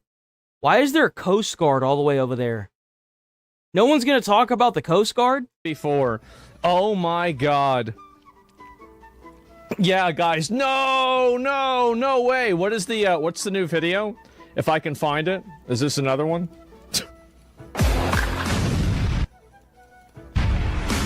No. You can't conceive of No. Iranians determine their future through the ballot box. We Does that will make not sense? repeat the Hopefully that mistakes makes more of sense. past. That's the Iranian prince. This is the guy that should be running that place right now. Why do they? Who is this regime that keeps like appointing these religious radicals? Who is that? How come this guy has no say in that? How do you have this? Like, how do you have these people ruling over your own country? That's what I'm confused about. Like, this is the Iran prince. Why do you have a organization of people appointing new supreme leaders whenever you have technically a leader that wants to do he wants a democracy, he wants ballot boxes? What the fuck are we doing? Going to come in, and he wasn't necessarily going to lead the country. Now, if they voted for him to lead, maybe he would, but it was basically to facilitate a transition of power to where there's not a power vacuum, because that's whenever all of the insurgencies and all of the crazy people take over. Iranians determine their future through the ballot box. We Does that will make not sense? repeat the Hopefully that makes mistakes more of sense. past transitions. We will avoid de-Baathification scenarios and maintain... That's what happened after they had Saddam Hussein deposed, is that the Ba'ath Party was like his party, and they went crazy after that and caused a bunch of problems. I think that's what people are saying created ISIS. As many bureaucrats... Oh and yeah, public- you're gonna see a bunch of new terrorist regimes pop up all over from that. But what should happen is they should figure the American government should figure out who's funding those terrorist regimes and then go after them next. servants Like in you don't as change a terrorist regime by getting rid of them. You got to cut off their funding so they have no way to attack anybody. I mean, they could still attack somebody, but it's going to be so pathetic and weak that just average people, like the average police, will be able to handle it for the most part. Like, you have to scatter these people by cutting off the heads of the snake, made their choice at an enormous price. Now I ask our friends in the Arab world to join us, to prepare to recognize and engage our transitional government. We will rebuild our nation not for expansion, but to serve the Iranian people. We will base our diplomatic relations. You know what I'm really scared is going to happen? I feel like they're gonna try to kill this man. Exportation of ideology. I do. I think they're gonna try to. Mutual respect if they haven't already and done shared it. interest. Finally, we That's will great. reintegrate into the regional and global economy to increase prosperity for the citizens of all of our nations. See, I think that's Dude, another. this really- is the guy that should be ruling. That's who should be ruling their country right now. I don't know what the fuck they're like. What are they doing? Big component is that once they're able to actually do trade with everybody and they're able to be like a normal country, it's going to make that country a lot richer than it already is. Yeah. Because obviously, like, the people. Well, I in mean, Iran like are- the people at the bottom, the people that rose up against the Iranian government, they weren't going to be rich anyway. They had all their money taken away. They're living through literal, like, starvation and dehydration death. It's not even funny. Like, very, it's very well fucked. educated, so they could create a lot of things that probably would have a lot of value. And it sucks because that, like, the Iranian people and their culture and their cities and infrastructure are pretty damn advanced. I don't understand what the fuck happened. Like, this is what happens when you have shit leadership. It is. Standing with the Iranian people is not charity. It is a strategic investment in making our region one of the most stable, secure, and prosperous in the world. Together, we can build a Middle East our children will be proud to inherit. And they won't get bombed. Take this new path with us. Yeah. Nicole John Sezion, a journalist in Jerusalem, joins us now. So, Nicole, I don't experts. Seems potential the war weeks Iran to war. have Iran. Something else, but like that's generally what I think is going to happen. We'll see. So this is the worse. They're using a one. Akbar while lighting a homemade ordinance and throwing it at anti-Islam. There we go. Man shouts Allahu Akbar while lighting a homemade ordinance and throwing it at anti-Islam protesters in New York City. NYPD quickly took this guy down. Take a look at this.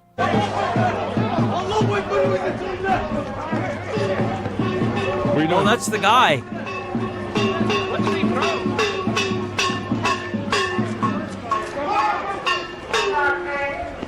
Look, he's trying to light it. He's trying to light it.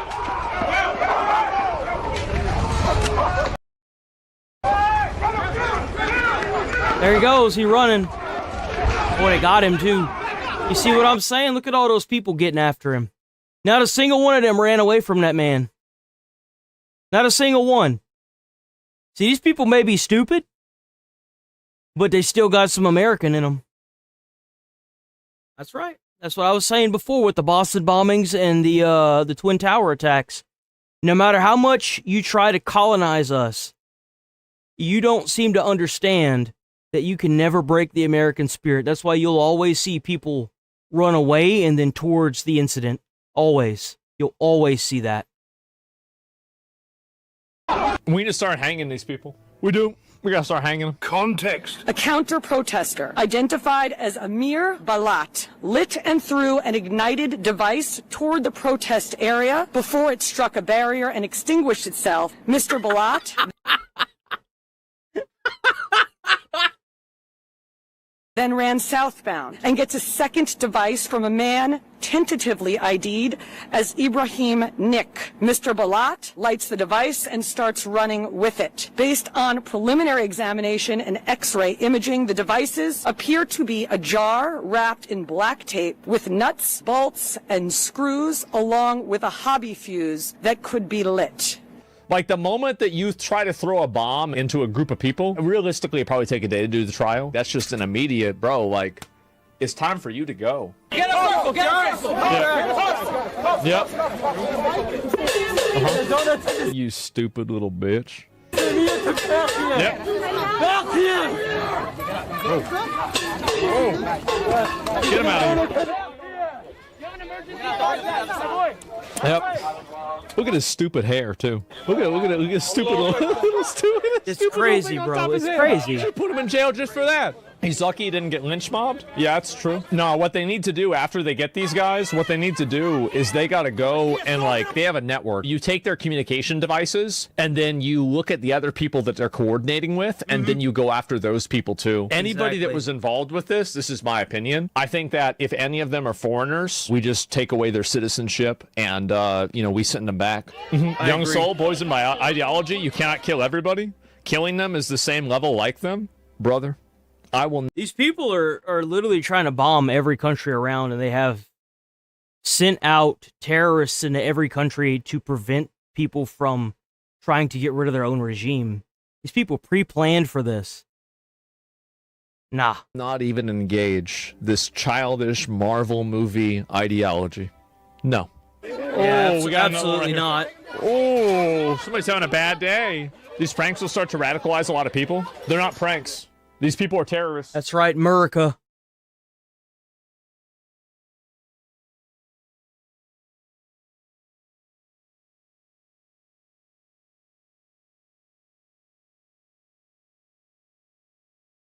The Democrat mayor randomly got attacked while walking around San Francisco, and suddenly he's now Decoy, hell yeah, Decoy.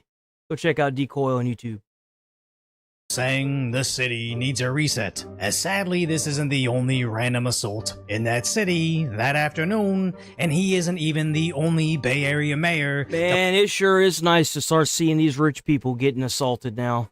I know that comes across as real smug and fucked up, but how many New York people have been assaulted prior to this that went to the police and got shrugged off, and now you see now that it's escalating and escalating and escalating because you're sitting here and you're defunding the police, and now the mayor is getting assaulted just by walking on the street.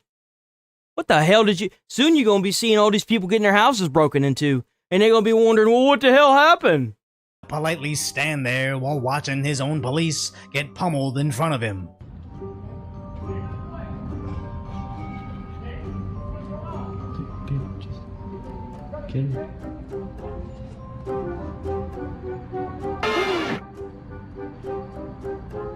What a joke.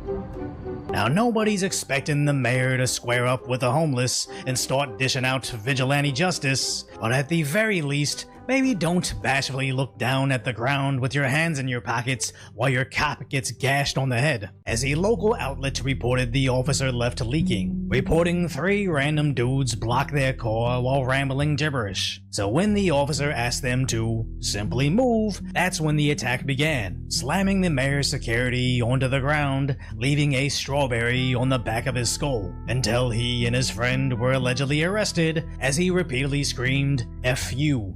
And anybody living in the city without security has experienced this same exact scenario on repeat, except those don't end in any arrests. As Kevin Dalton points out, the accused attacker should have been in prison, as 6 years ago, he stabbed a man, ending him, which is tragic. What? This dude's literally a... As 6 years ago, he stabbed a man, ending How is it... Dude. So he stabbed somebody and then like, you know, killed him? Like, what the fuck? Which is tragic in itself. Except I wouldn't be surprised if that guy gets longer sentencing for mildly inconveniencing the mayor than literally ending the life of a random citizen. As I imagine that's why the mayor didn't seem to care about the insane amounts of mentally unhinged individuals grazing freely in his city, preying easily on his citizens. As even more tragic, this wasn't even the only random assault in that same city in that same afternoon. Iran struck Dubai? Seriously? What the fuck, man? What did Dubai do?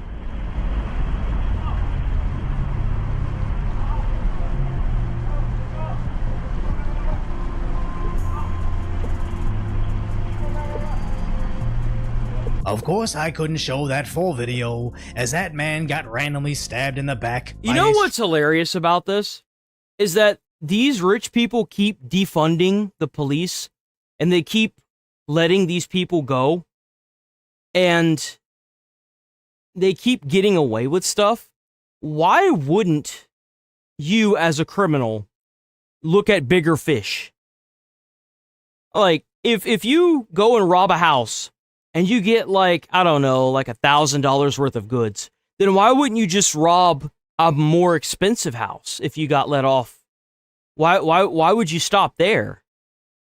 You get what I'm saying? If you are rich and you have a nice walled off house and you think that you're safe because your house is walled off, you know, you don't believe in borders, but you sure do love your borders, don't you? And it's interesting how they think that these people they keep letting out onto the street are not going to take them as targets. If anything, they would be considered more of a target because they have more money. They have more things to steal. Not necessarily more things, but more expensive things. So why the hell wouldn't they do that? It's so it's just. Meanwhile, the whole city so seemed to collectively not even flinch at that attack. As let's really resonate on that. If a guy got randomly stabbed by a bum in, say, a museum, everybody would be panicking. $800 a day is a damn good hourly job. That's a good amount of money. And probably running. But when this happens in, say, midday in the streets of San Francisco, the average citizen doesn't even Hell, flinch. I think most people that work like $21 an hour work for like, what, 10 hours? That's only like, a couple hundred, ain't it? It's like I think at the most 200? Dude, that's 100. And then taxes take out most of that. But I mean, if you're selling that stuff under the table, that's $800 straight up. As it's such a common occurrence. And when I tried to find more information on the incident, the only thing online was this random Reddit post from the guy's family, and other instances of this same exact crime one day earlier. It's almost like GTA 6 dropped in San Francisco, and they just didn't tell anybody but the bums. As that insane amount of that's what's even scarier about this, is this is happening in every city. Oh, well, every city that defunded the police and aren't allowing the police to arrest people and do their job. So this is happening in every state where the police have been defunded. This is the reason why you have that one lady that fled Ukraine and got stabbed in the neck on the subway. Like, whenever you sit there and defund the police and you let these people go because of corrupt judges, what do you think is going to happen? You're going to get this random article out of nowhere where a war-torn Ukraine lady fled her own country and then gets stabbed in America. Like, This doesn't happen overnight, but only after decades of unilateral Democrat leadership that only seems to care when it randomly finds them in the street. As the day before the attack, the mayor bragged about his homeless initiatives. An update on our work to get people off the street and onto a path to stability. We're making progress. I know it doesn't always feel that way, but we are making progress and we're going to continue to be relentless on this. But the day after the attack, he now says the city needs a reset. San Francisco needs a reset. It's what I had said before. You can defund the police all you want, but the minute that you get robbed, who is the first person you're going to call? The goddamn police. You can advocate for the removal of guns, but then when you're held down at gunpoint by somebody who got a gun illegally and you don't have a gun to defend yourself, well, what are you going to advocate for? You're going to advocate for more guns. Duh. Because then they catch the guy and they tell you, yeah, he got the gun illegally. Well, what the fuck, you know? Our city charter is one of the longest in the country. It is bloated. It is broken, and it only works for the people who know how to manipulate it, not everyday San Franciscans. First, we're going to fix the city's broken contracting system to make sure that your tax dollars are being spent efficiently. We're in Texas. We don't have that problem. It goes through pretty quick here too. I mean, even if somebody picks up, depending on how you defund your police, it could take them a while to get there. And transparently. Right now, city contracting is too expensive, too slow, and too political. The end result? A delayed $1.7 million project for one toilet. We can do better. And after all his $1.7 million for one fucking toilet? Man, that thing must be made out of solid fucking gold, huh? That's got to be like the purest gold ever made, ain't it? Project for one toilet. We can do better. And after all his so-called progress with the homeless, the only reset the city needs is away from cowardly leaders like him, as the only thing that really fixes this issue is the mass incarceration of criminals that have proven time and time again nobody is safe around them. That is, unless you have your own security detail of police officers paid for by the taxpayer, as insanely, just under an hour away, another We gotta defund the mayor police. That's what we gotta do. We gotta defund the security around the mayor. Democrat mayor from San Jose stood there and watched as his security also got pummeled. Big surprise. Damn! That guy had a long criminal history, including active warrants for assaults and resisting arrest back in Georgia. So initially, he was charged with a felony for attacking the mayor's security, but the liberal city's NAACP got angry over his arrest, resulting in his punishment mainly being court-ordered mental health treatment. It's no mystery as to why nobody is safe in these deep blue cities. It's just sad to see exactly why they choose not to enact. I think it's an amazing thing to see this. I'm happy that these people are starting to get attacked because average people have had to deal with this for so long that it's nice to see that the people that make these decisions to defund our police are facing repercussions for their actions, finally. Finally.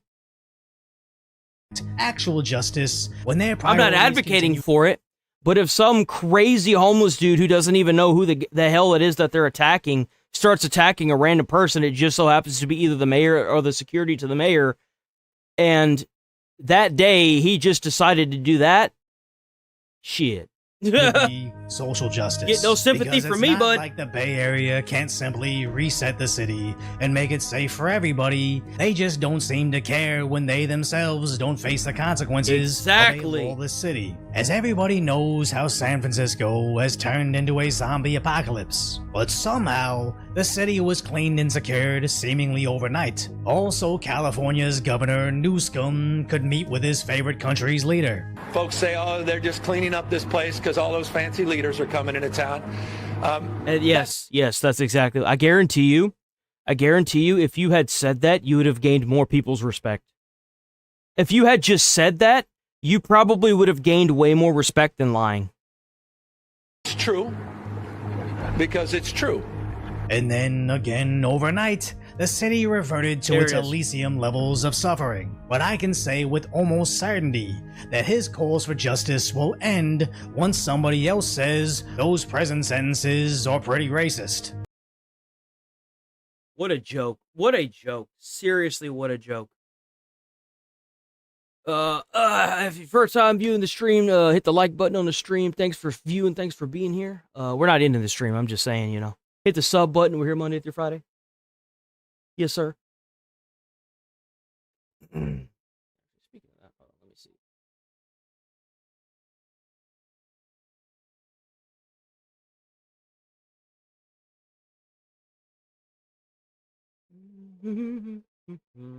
Okay.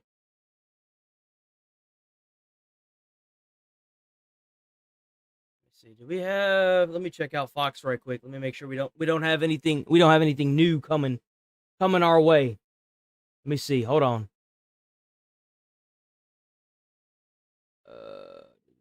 News.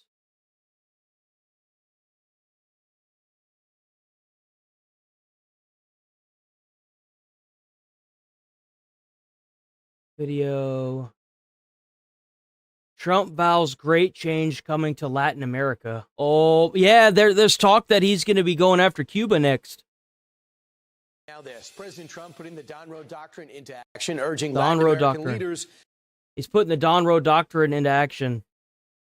Now this, President Trump putting the Don Road Doctrine into action, urging Latin American leaders to combat cartels and narco-terrorists, while signaling regime change is on the way in Cuba.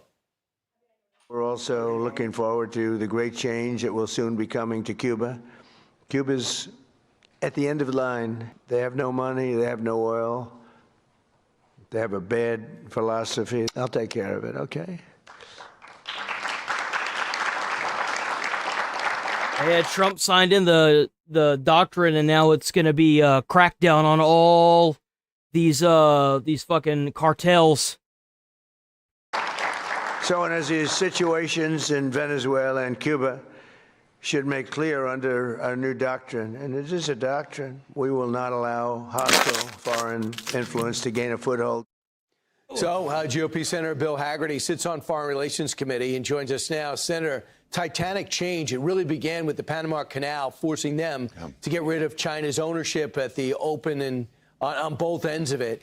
But that was just the beginning. I think you're exactly right, Brian. It is just the beginning, but we're seeing a sea change in all of Latin America. If you look at the national defense strategy, if you look at our national security strategy, the emphasis on Latin America has been enormous. Marco Rubio was formerly my colleague in the United States Senate on the Foreign Relations Committee. He understands this area very well, and as our Secretary of State is doing an outstanding job. And we're seeing a tremendous reinvigoration of our relationships in Latin America.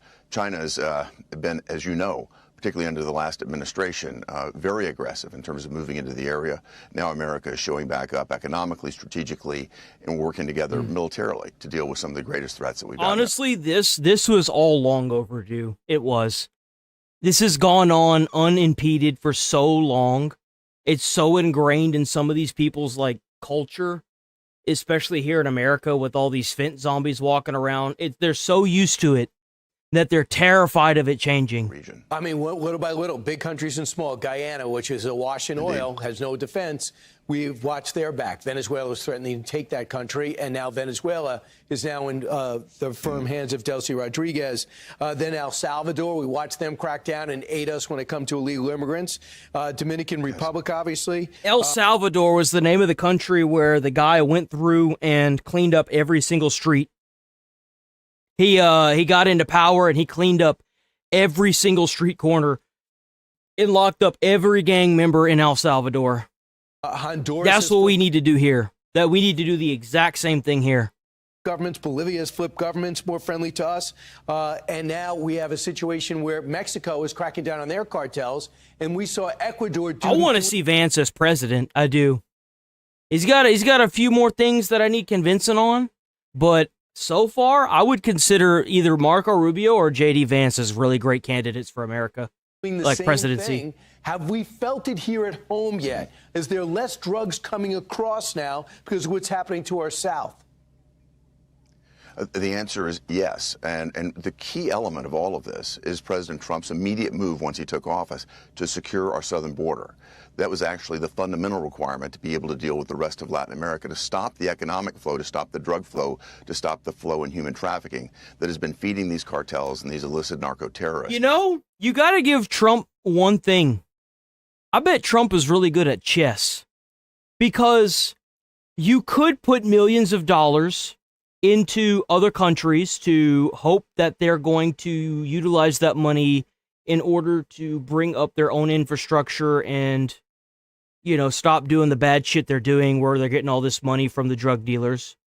You could start rounding up people and putting them in institutions so that way they get removed from the drugs and they're no longer able to get them. But let's just be honest here. Both of those things are just a waste of taxpayer dollars and a Band-Aid on the situation. What better way to stop it at the source than to go to the source? Cut off the tap. Straight up. Literally just fix it. I feel like that's what he's doing with what he's going to be doing with Cuba, with Mexico and the cartels, and with Iran, to be quite frank. What better way to stop the terrorist attacks than to just kill the terrorist regime, right? I mean, like, let's be honest. Seriously. Once that was secure, we've been able now to step in and take strategic... Wouldn't you rather spend millions of dollars on in a month than millions of dollars through 7 different presidents sending the money in like 47 years of misery trying to get this guy to come to the table? Like, how much money have we hemorrhaged to Iran after we got our, they captured a bunch of United States soldiers and then we had to pay Iran to get them back? How much money are we hemorrhaging to these places? Economic moves that are totally changing the face of Latin America, and again, moving Latin America back where it should be, into our corner. So let's focus on Cuba if we can. The president says it's about to fall. We cut off Mexico's oil deliveries there. They at least said they stopped. We also, obviously, Venezuela no longer delivering free oil to them. And that has allowed their influence to wane.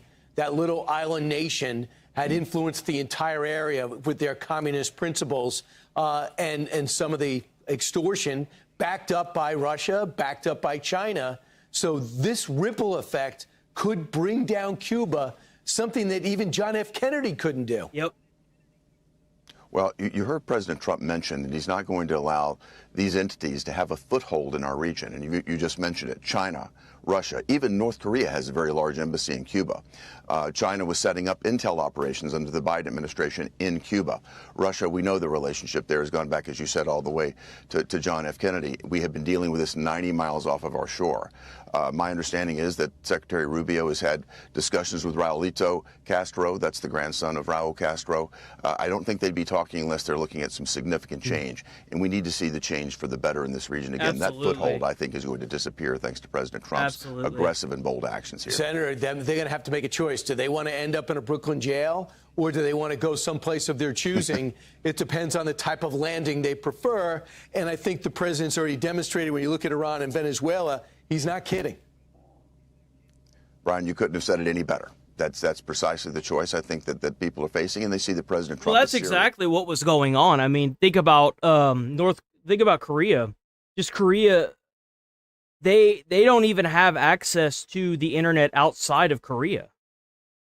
For the longest time, if you looked up a map of Korea, it was a grayed out zone that you couldn't even Google Maps that. You may still not even be able to. Their access to the public is so limited. They don't even let camera people in there, and if they do, they're so heavily monitored, it's not even funny. It's crazy that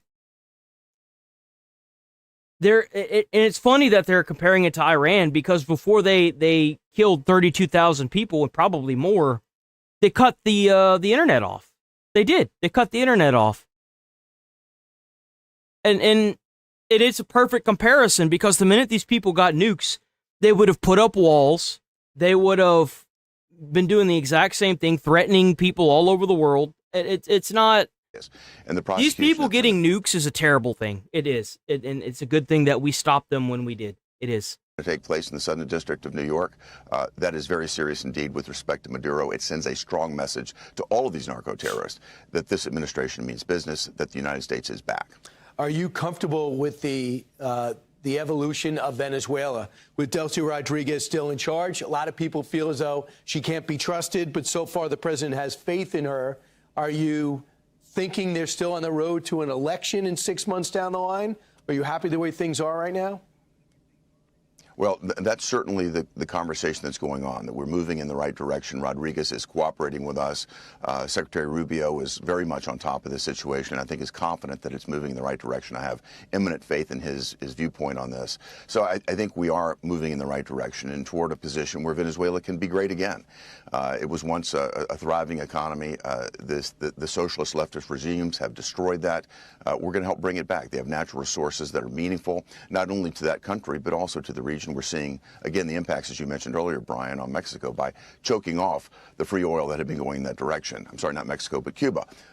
So I think it's going to have a profound effect. The reconstruction of Venezuela is going to have a profound effect on the region. And revenue is starting to flow again. I mean, that's going to be the same thing with Iran.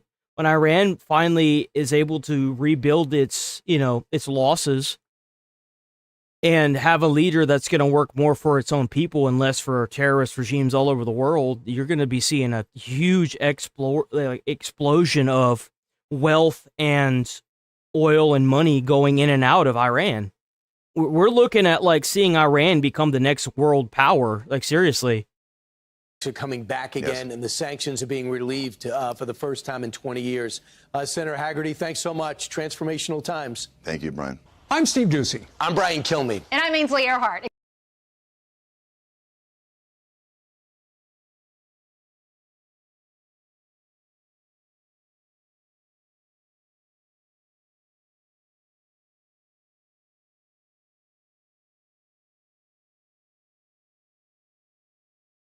We're sorry for firing all the missiles. We're not going to fire so Iran's president apologize. Let's go ahead and move on past this. And then immediately after that, they fire more missiles. What the hell is going on? So the president of the Islamic regime released a message where he says there won't be any more Iranian attacks on neighboring states. Drone debris from Marina 23 setting cars on fire in Dubai's street. Why would you be attacking Dubai? This is a drone strike on Dubai's international airport. They're not going to attack anymore. Saudi Arabia also got attacked too today. Iran shooting another fucking drone off, hitting another area. Iran 30 minutes after apologizing to neighboring countries. But there are some people saying that the IRGC is now directly contesting what the president was saying. Cracks emerge in Iran's leadership as it reels under bombardment. So wait a minute, that statement that they made was actually true. In one of the most open criticisms, hardline cleric and lawmaker Hamid Rashai addressed the president on social media saying, "Your stance was unprofessional, weak, and unacceptable." If this is what's happening publicly, privately, they are crashing out.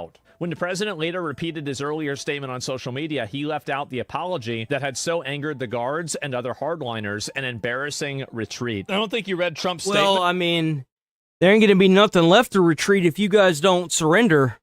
I didn't, actually. So Iran, which is being beat to hell, has apologized and surrendered to its Middle East neighbors and promised that it will not shoot at them anymore. Iran is no longer the bully of the Middle East. They are instead the loser of the Middle East. Jesus Christ. On who's winning the war. Their army is gone. Their navy is gone. Communications are gone. Their leaders are gone. 2 sets of their leaders are gone. They're down to their 3rd set. Their air force is wiped out. They have 32 ships. All 32 are at the bottom of the ocean. Other than that, that's right, boys. They're no longer ships. They're coral reefs. Doing very well, Coach. Iran is reportedly holding a session to select the new supreme leader tomorrow. It's going to be projected to be held in a virtual Zoom meeting. They're like, they've resorted to Zoom, so they can't afford to have more of their leaders taken out, boys. Damn, America, let's go.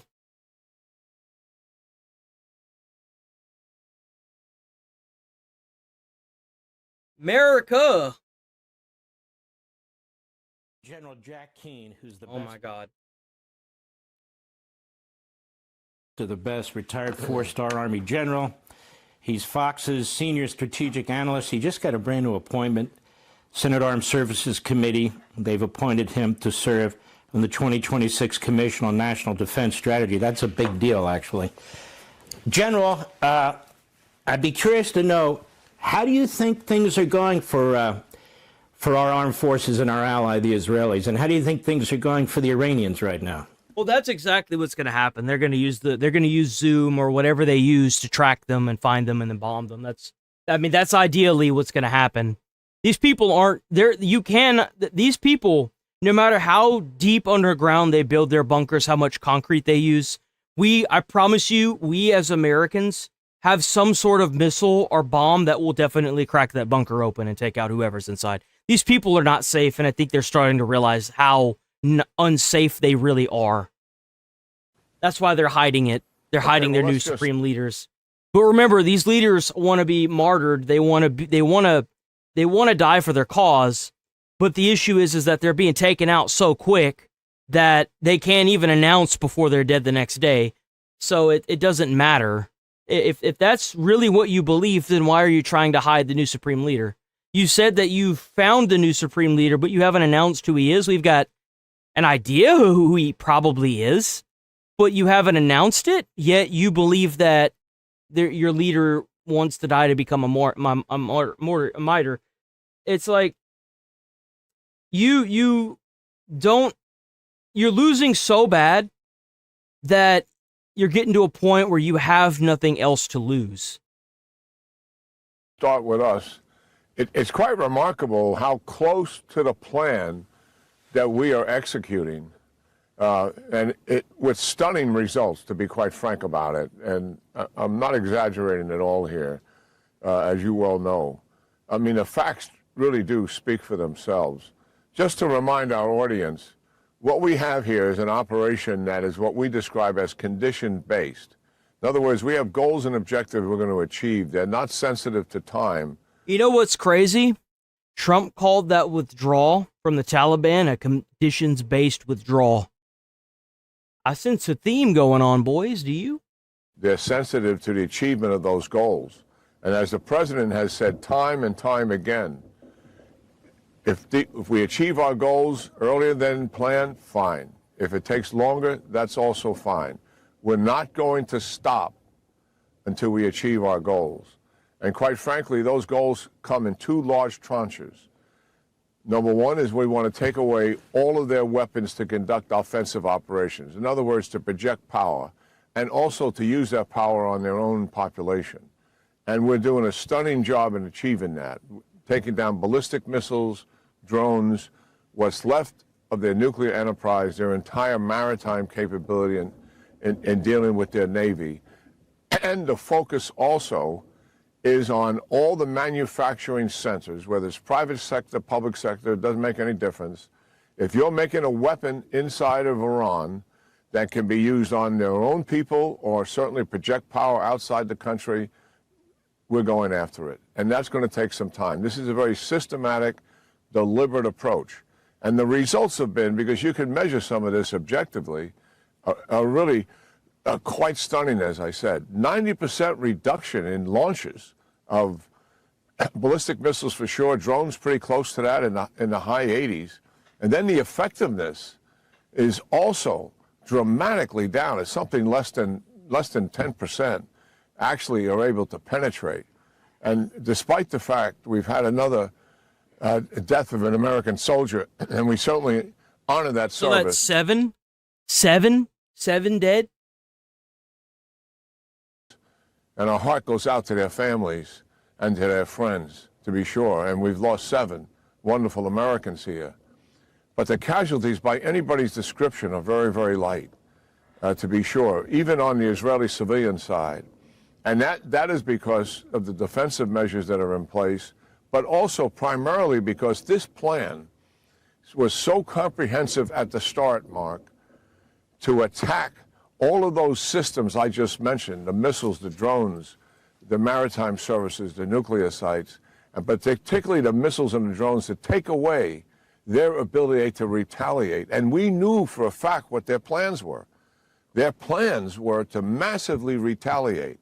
Gulf states, U.S. bases, and Israel population. Yeah, you'll see a lot of posts on Twitter of them bombing bases in Iran. They're all empty. They're all empty bases. They evacuated all the military out of the area, and they had strategically planned for Iran to bomb the American bases that were in Iran or near it. And it was cheaper to remove them out of the area than to get air defense stuff in there. It's cheaper just to rebuild the bases. So you'll see a lot of Iran propaganda showing the bases in the United States military bases in Iran being bombed, and you'll see them on fire and stuff. They're all empty. They're all empty bases. There's nobody there. They removed all the equipment out, and it was just a bunch of concrete and metal. There was nothing there. So, of course, whenever you launch a missile at those bases, they're going to hit, because it was cheaper to pull the United States military out of them than to buy air defense or missile pods to protect those bases. That's what they had determined, and that's what they went with. So, and they wanted casualties and casualties to put pressure to end this operation that we're conducting. They didn't get any of that, to be quite frank about it. And so that's even the other cities that they shot missiles at, most of their missiles got shot down or didn't even hit. Or they hit and they did so little damage that it just didn't matter. Very few people in now some countries it's different. In some places where they don't have air defenses and they got lucky, they've gotten hit, bombarded a few times, and it's very sad to hear that. But for the most part, all the countries that they really wanted to bring down completely failed. Like Israel is mostly unaffected by this because of their Iron Dome, and America has suffered very minimal losses for this, as tragic as they are. And compared to the losses that the Iranian regime has faced, it's not even like hell. It's a joke. It's laughable even. The second thing that's happening, and it's a major thrust here, and in the sense it's more of a center of gravity right now, and this is what the Israelis are leading. The Israelis are hitting all of those other targets I mentioned with the U.S. But what the Israelis are doing exclusively is attacking the organization. All the organizations that sustain this regime, Mark, they are systematically and deliberately. And I kind of wonder if a lot of the propaganda that we've been seeing online, like they've gone as far as making AI videos to fool their own people and some people out there in the world who are gullible enough to believe the AI videos are real, that they're somehow magically blowing up the Abraham Lincoln like 4 times. I kind of wonder if there's not a lot more propaganda that comes out of there of like, like the, for example, the hate bots. I'm going to call them hate bots. I kind of wonder how many servers are set up in Iran that are specifically made to make American hating propaganda and sent to people in comments, sent to people in Reddit feeds, Twitter. How many of those people that say negative things about America and spread misinformation are actually real? It makes you wonder. It does. It makes you wonder. Down here. And that is going to take some time, 10 days, maybe 2 weeks to be able to do that. Can't objectively measure it, but it is going to. And it makes you wonder if it's connected to Iran in some way. To the conditions for regime collapse. Mm-hmm. Excellent. When we come back, General, Iran, what are they thinking now, they being whomever they are at this point?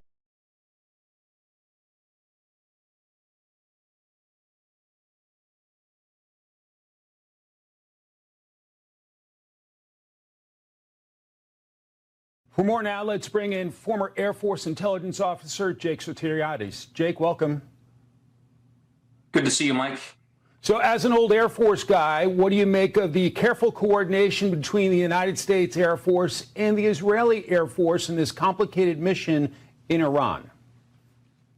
Well, Mike, I think it's nothing short of amazingly impressive. If you look at the sheer number of targets that have been taken out since the beginning of operations, the close coordination between the American and Israeli militaries, but also a real shout out to the brave men and women of the American intelligence community who are working behind the scenes to be able to pick targets, to identify critical nodes. And now you're seeing the campaign move into a phase of targeting critical infrastructure. I might say, though, we do have a little bit of a dilemma moving forward in that we are not striking, or the real goal is not to just decimate Iran's military. We are actually fighting Iran's ideological power network. And that means the network between the population elites and institutions within Iran that has been entrenched for over 40 years. And so the question is, to what extent can these strikes apply enough pressure to disrupt or fracture elements of that network so that we can get to our desired objectives? I think they've already done that.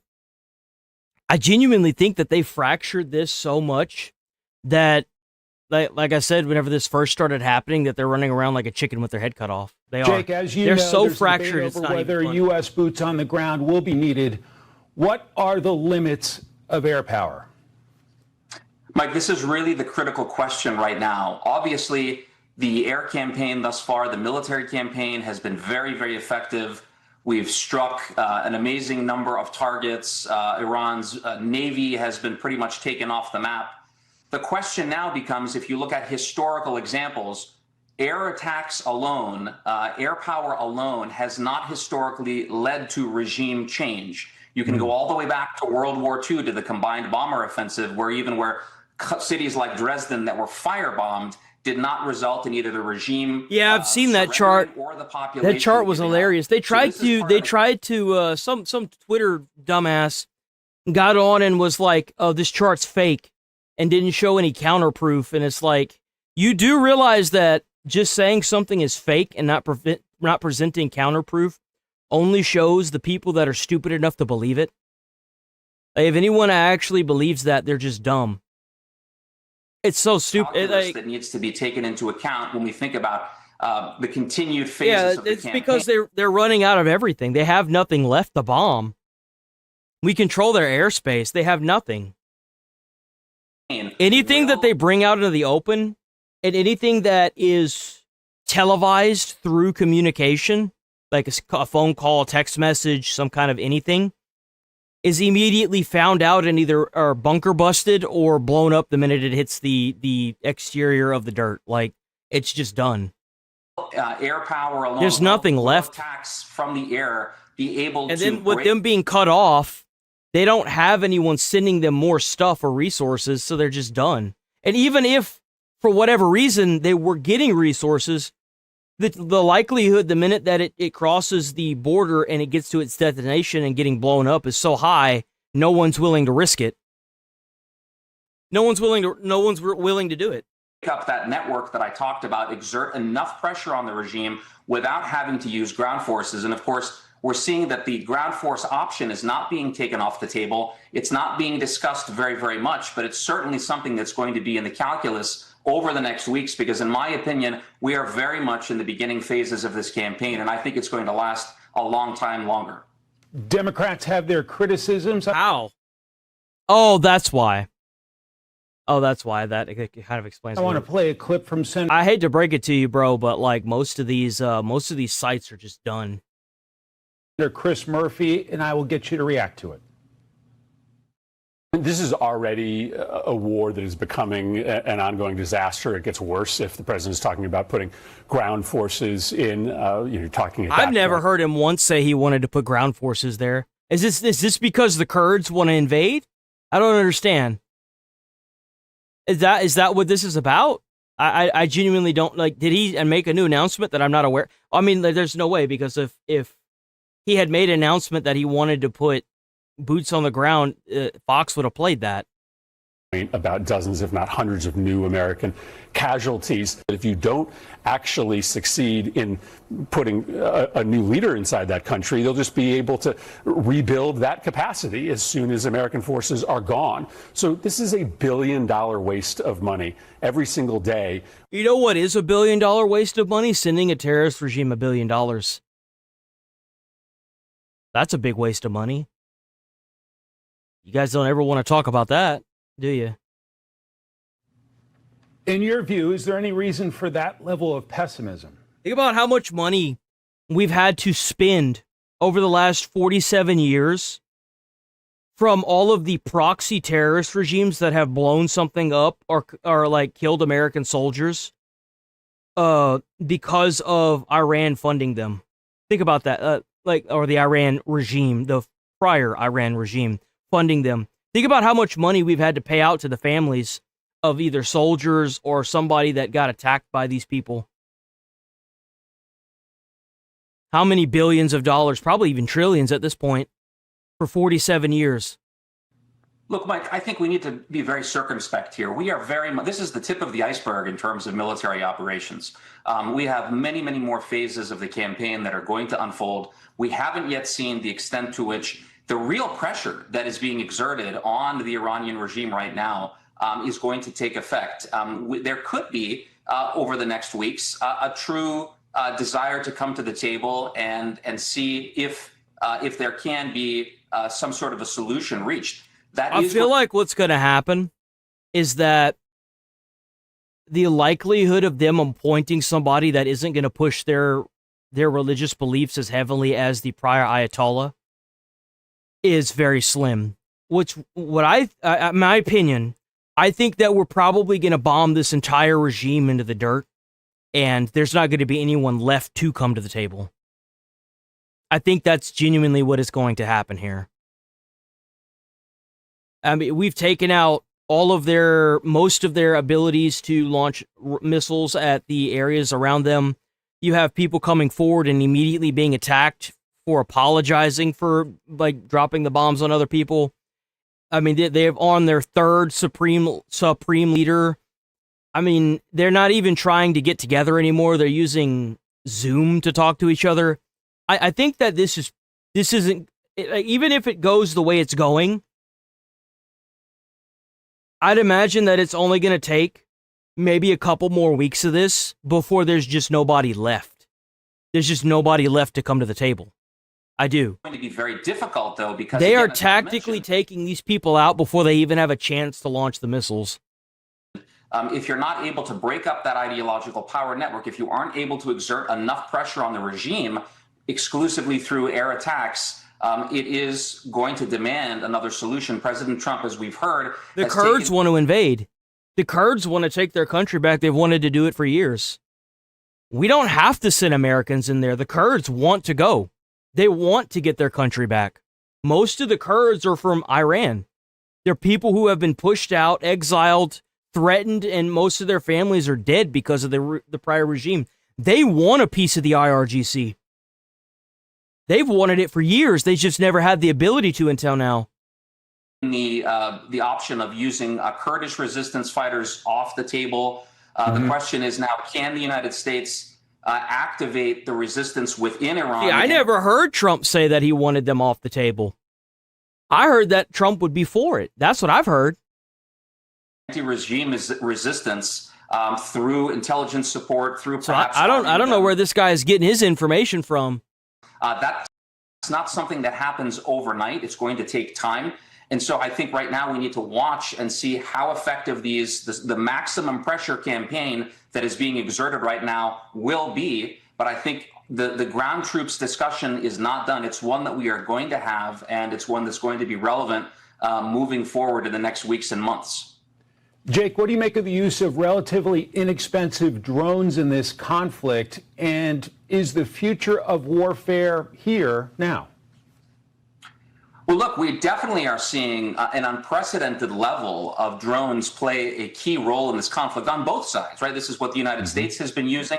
They were used in last Saturday's attack that took out the supreme leader.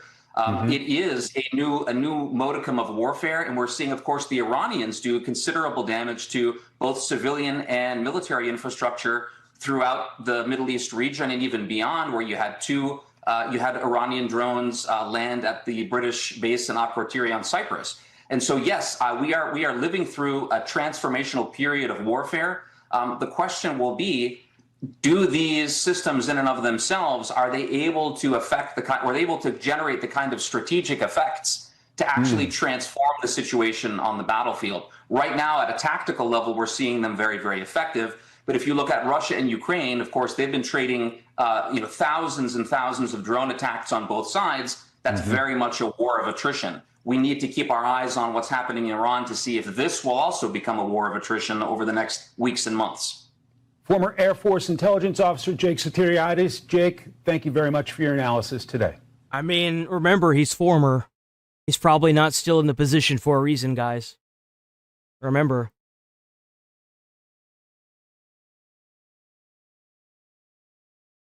Just of the Middle East Forum and former U.S. Navy Special Forces member Jim Hansen. Jim, thank you so much for joining us. I mean, the details here are shocking. We're talking about NYPD Commissioner Jessica Tisch confirming that these devices were, in fact, real IEDs that could cause death or serious injury, and reports of bomb-making material found in a car nearby. And now these two suspects are being investigated for potential ties to ISIS. Would you describe this, what we just saw on our screen right there with that potential IED being thrown, as a terror attack? You see, like, if they have ties to ISIS, you have to remember, whenever this started, and people were, and the government was saying, our government was saying that they had ties to terrorist regimes because they were taking the money from the Iranian people and giving it to them to fund them and their terror. And this guy has links to ISIS, or these guys, because two of them got arrested. You do realize that more and more of that becomes true. It's 100% a terror attack. It was attacking someone based on their ideology with an attempt to kill them, and obviously to intimidate other people into not using their First Amendment right to protest. Now, Jake Shields is not a good person, but what I found reprehensible was when Mayor Mamdani decided to talk about this, he started off by smearing the victims in this terror attack before he even got to the idea that maybe it's a bad idea to conduct a terror attack in the United States. That happened with other Democratic leaders as well. I think. Yeah, you know why? Because when you have the President of the United States saying America first, big surprise whenever you bring it up at the State of the Union address of if you are an American, if you are here to represent America and help the Americans and the people that are in America, that, well, not just in America, but are Americans, and you are a patriot, stand up and clap. And everyone who was stood up and clapped, and you saw a lot of Democrats that were just sitting down. It was a major misplay on the Democrats because they revealed their hand. It was. I think you need to look at yourself and look at what's going on. I don't agree with the protesters there, but I think they have a right to say what they're saying without fear of being blown up. Yeah, well, let me read exactly what you're referring to with Mayor Mamdani's initial post on this on X, saying white supremacist Jake Lang organized a protest outside Gracie Mansion rooted in bigotry and racism. Such hate has no place in New York City. It is an affront to our city's values and the unity that defines who we are. What followed was even more disturbing. Violence at a protest is never acceptable. The attempt to use an explosive device and hurt others is not only criminal, it is reprehensible and the antithesis of who we are. So he referred to the other side of this, and the bomb throwing is what happened afterwards. And we now know the details of what he means by that. There's a piece in the New York Post, Jim, that says Mamdani must do a lot more than condemn violence after ISIS bombs fly in New York City. If he doesn't do that, if he doesn't condemn this violence in more significant terms, what happens next? Well, he literally incited more violence in his statement. These people are so fucking dumb. They couldn't. Okay, I don't want this to come across as a type of way. They fucked up on making the bombs, first off. And then they attacked a group of protesters protesting the Iran war. What? Like, you know it came from them because, like, if you just check where their missiles landed and you see this bomb attack, I mean, come on, guys, they're one for one. Like, let's be honest here. Come on. And you look at the group that's protesting against him. They call them. Last time I checked, if you wanted people to, if you wanted people to help you, the last thing you want to do is blow up the people that will be somewhat willing to help you. But they've seemed to do that twice now. Like, get the Nazis out of New York. There has been violent incitement and rhetoric by so many Democrat leaders, we can't even keep track of it. Yeah, and now they're people right. have been dying all across America because of what they have stirred up. They have riled up the crazies, and now whether it's trans... Man, it is nice to see an American flag not be turned upside down. Assassins, it's a great or whether thing. It's, ISIS-inspired terrorists in New York City, we've got a problem. And I think the people on the left need to understand, when the Hamas mobs were running rampant, nobody was blowing them up from the political right. They need to tamp down their rhetoric and see that they're responsible. They're not going to do that, though. They're going to be more and more, I guess, crazy the more they're being shoved out of power. It's going to be just like Iran. It's going to get ramped up until they're all gone. That's the issue, is that they don't fall far from the tree. You know what I'm saying? It's going to be the same shit when they start, if they start losing power in our own government.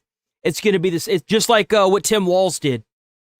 Instead of acknowledging that the ICE agents were federal police, he actively said that they weren't and that they couldn't do what they were doing. It's going to be just like that. It's because they're radicals. They're not trying to do. They tried to do what they could in a fraudulent manner, or in a way that is, I guess, cheating. And now that they're getting found out and they're getting removed, they are showing their radicalism by doing what, like, for example, what Tim Walz did. And I feel like that's going to be the norm with these people, unfortunately. I also want to ask you, Jim, about the latest on the war in Iran. And there are reports that one option on the table for President Trump is sending special forces into Iran. But I do kind of wonder if Trump doing this, and if he actually succeeds in doing this and he cuts off the funding to all these terrorist organizations, I do wonder if this will all stop. I do wonder that. Its nuclear stockpile, which would mean boots on the ground. What do you think about this? And the fact that that nuclear material is still in Iran, in Iranian territory? Yeah, it's difficult to consider the fact that they could have access to material they could use to make a dirty bomb or something else. The logistics involved in an actual raid to go into Iran, and most of the material is expected to be in the interior of the country, it would be a long multi-helicopter hop or other difficult logistically raid to plan and execute, so a lot of things could go wrong. I think another bombing raid, with the major bunker busters might be more likely if they want to take out that. A place where a raid might happen could be Karg Island, the oil terminal that Iran uses to get 60% or 40+% of their revenue from. Taking that and keeping that in hold until the regime falls might be a way to shut them down. Yeah, and as War Secretary Pete Hegseth says, we're willing to go as far as we need in order to be successful, but of course they're not going to forecast any of those decisions in advance, especially in front of the media. Jim, thank you for joining us. For obvious reasons, too, obviously. Damn, we actually managed to get through everything. Let me check through Fox one more time and see if there's anything new. I think that, unfortunately, now that everything's dying down, it's not the first of the year anymore, and we just hit time zone change. I think a lot of the streams are going to start dying down now that there's not really anything too crazy going on. So there's a good chance that a lot of the craziness that's been going on in the chat is probably going to start dying down hardcore. Thank God. Oh my God, thank God. Honestly, for the better, because there were a lot of schizos that were just fucking stupid, man. Holy God, the people that would get into my comments were just so brain dead. So for those of you still sticking around, thanks for being here. Thanks for being awesome. Funny enough, it kind of started kicking off towards the end of last year, beginning of this year, but there was a lot of shit going on. There was a huge amount of shit going on. So it didn't surprise me. But now that it's going to probably start dying down until we get some like new news about Iran, it's kind of just starting to be like the same old thing, if that makes any sense. As unfortunate as it is to say that, it's the truth. It kind of kicked off, had about the same amount of viewership whenever it came to Charlie Kirk, whenever I talked about him. Same thing with Renee Good and Alex Peretti. So, like, it's going to be a low probably for a couple months, who knows, or a week. Depends on how crazy things get, but yeah. I got a lot of crazy people. I genuinely feel like a lot of those people had to have been, like, some form of propaganda pushers. Like, honestly, they had to have been some form of propaganda pushers. That's the only thing that makes sense to me. And now with the regime falling, I've been noticing less and less, even on like my videos on other platforms as well. It's kind of died down a lot. Like TikTok used to be really fucking bad, but now it's like everywhere. Even like it's good and bad. It's good that we're taking care of this regime, but it's bad because I've noticed that a lot of like on TikTok, it's not a bloodbath. People say whatever they want in TikTok. And I've gotten pictures, I've even showed it in the Discord, I've gotten pictures of people posting Charlie Kirk and then showing like a picture with a lady and a red bullseye being over their head and being like, this is him next. Like, I've gotten death threats on TikTok. And the crazy part is now that the regime is falling in Iran, I've noticed that my numbers have plummeted everywhere. So it kind of makes me wonder how many of these motherfuckers were propaganda pushers. It does. That's why I brought it up earlier in the stream. I do wonder how many of these people are getting paid to go to people that are talking about this and push propaganda. I do. I wonder.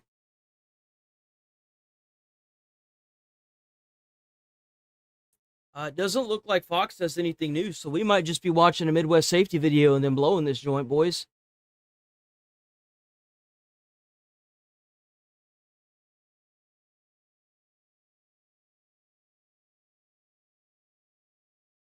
Chase shooter through congested street.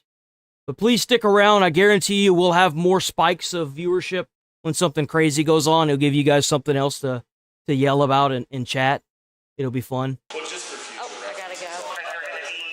Got a stabbing now. I want to watch this one. Suspect. Ex-wheeling suspect. Oh, a man on bike path.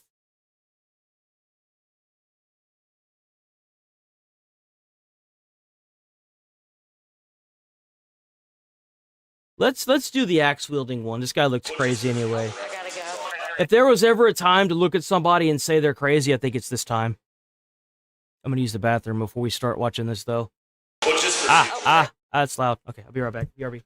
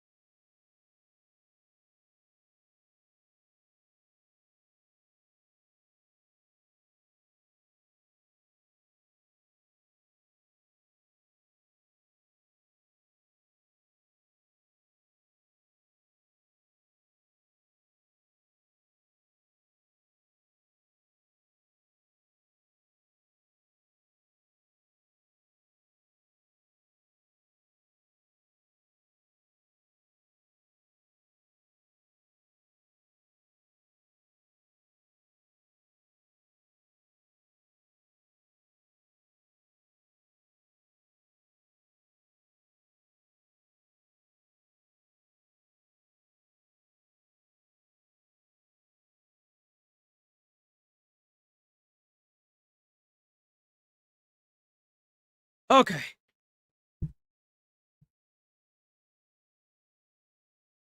All right, let's get her.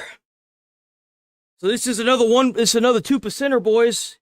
Got to lock up 2% of the population. This guy would be one of them. Think about how much money we'd save on the workforce if we had these people turning big rocks into little rocks all day. We need to make it to where like these people got to be more scared to end up in jail than to do whatever they're doing. Got a stabbing now. Yeah.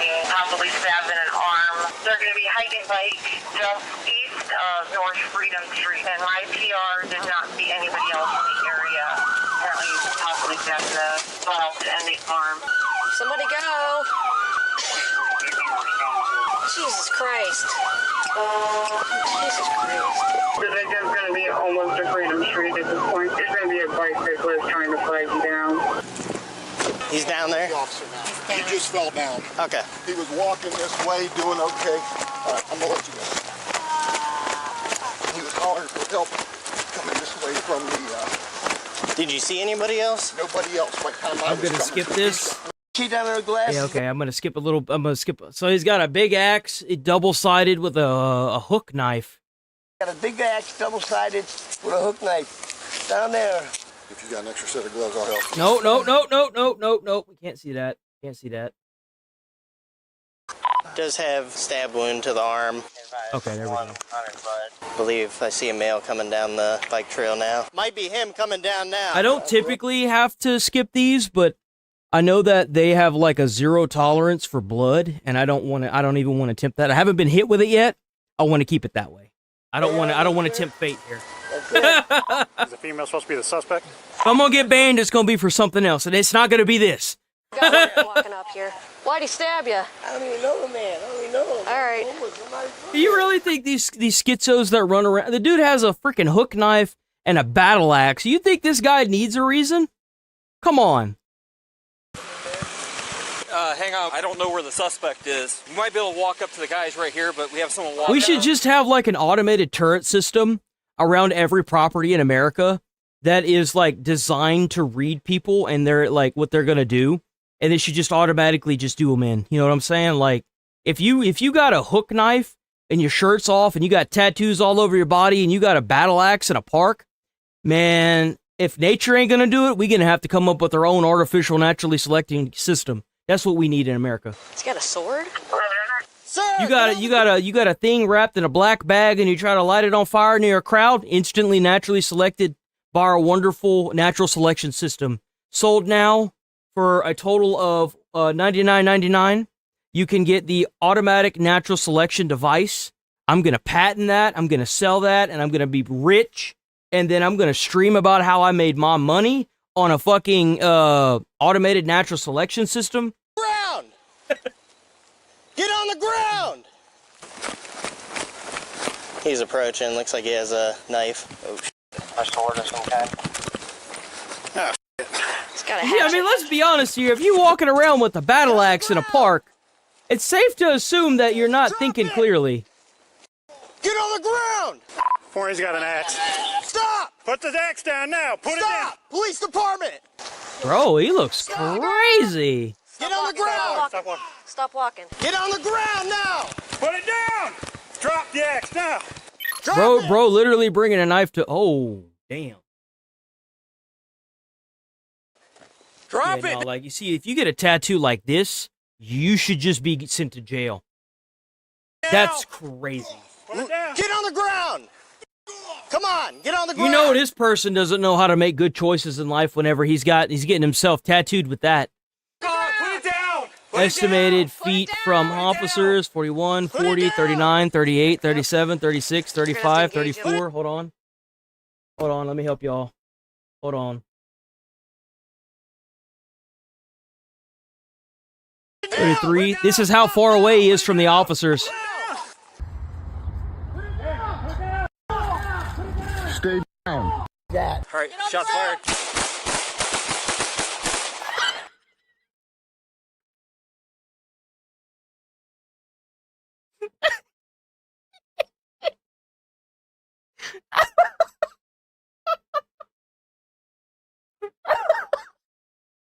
You dumbass motherfucker. What did you think was gonna happen? What did you think was gonna happen, bro? You know what's sad? Somewhere on Reddit, I could see the thread already. They shot this poor man multiple times.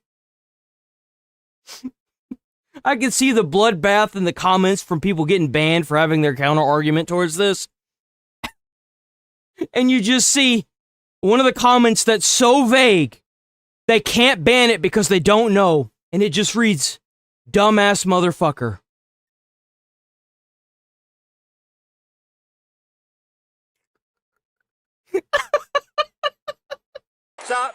Tactical.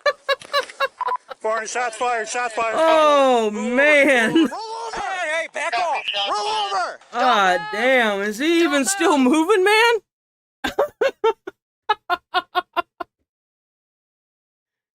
Oh, dude. Ah, shit. There's a little cheat code for you guys. If you're ever dealing with somebody that has a gun and you have an axe, no matter how badass you think you are, that gun's more badass.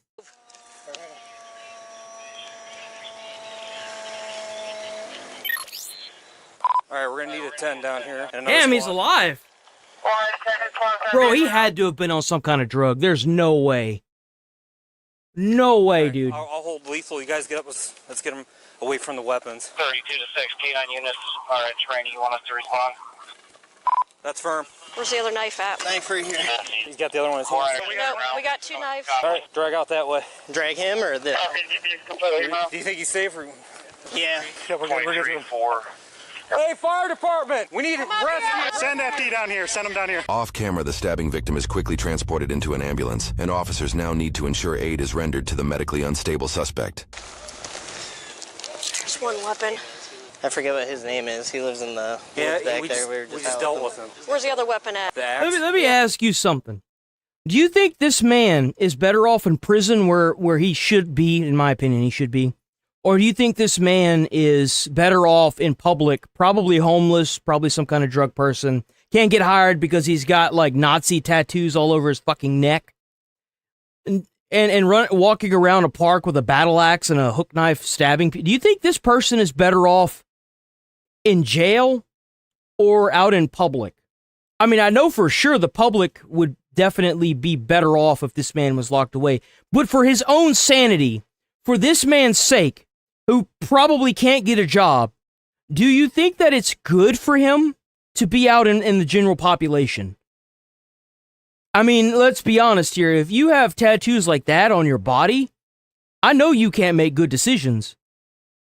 What makes you think this man is going to do any good for the public for him being out of jail or out of an institution? I'm sure that guy that got stabbed in the arm back on the trail would probably beg to differ, right? Surely. Yeah. I moved the knife over there, axe is over here. What's your exact 39? We're on the bike trail east of Freedom. We've secured the weapons. Let me pat him down real quick. Yes. Sort of sheath. That's for his knife. Where else was he? He's hit. Head? I don't know. You guys saw where he was hit? He's got multiple shots through the back, chest, arm, shoulder. Damn! Yeah. Start throwing gauze in it. Start plugging holes. Where's some gauze at? You want to roll him over? Yeah, if you could. He's going to be 16, for sure. Keep the Lucas on him. The Lund University Cardiopulmonary Assist System, or Lucas device. Yo! We actually had to use those in whenever I got hired at my department. That's a new thing they're making people use now.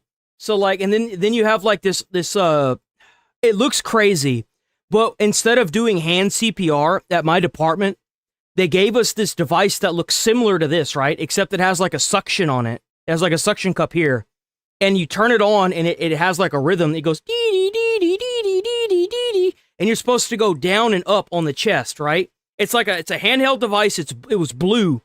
And you held it like this and you like lean over and you just do this. And it like sucks their chest up with the suction, because it's got a cup on the bottom of it, and you push up and down on their chest, and it's that way you don't break any of their ribs and stuff. And then it actually has like a counter on it. It has a timer on it, and it pulls and pushes at the same time. I'm not gonna lie, that machine was so much easier to use than trying to do hand over hand compressions. It was so much easier to fucking use. And I didn't have to worry about how hard I was doing it either. I didn't have to worry about breaking ribs or like, they call it cracking the chest. I didn't have to worry about that as much. And it was easier to switch off too. So like usually you do compressions for like a set amount of time, and then you switch off with the person next to you to maintain good compression rate. And what's nice is because of how easy that device is, you can just go in, up, in, up, in, up, and then once you hit your limit, you automatically switch. The guy just picks it up and keeps doing the same thing. It's that easy. But then the paramedics got there, and they have this device that it's kind of like a bed, but it's not really. And I've seen them use it like twice. And they put you under it, and it's like this big cylindrical thing, and it does compressions automatically.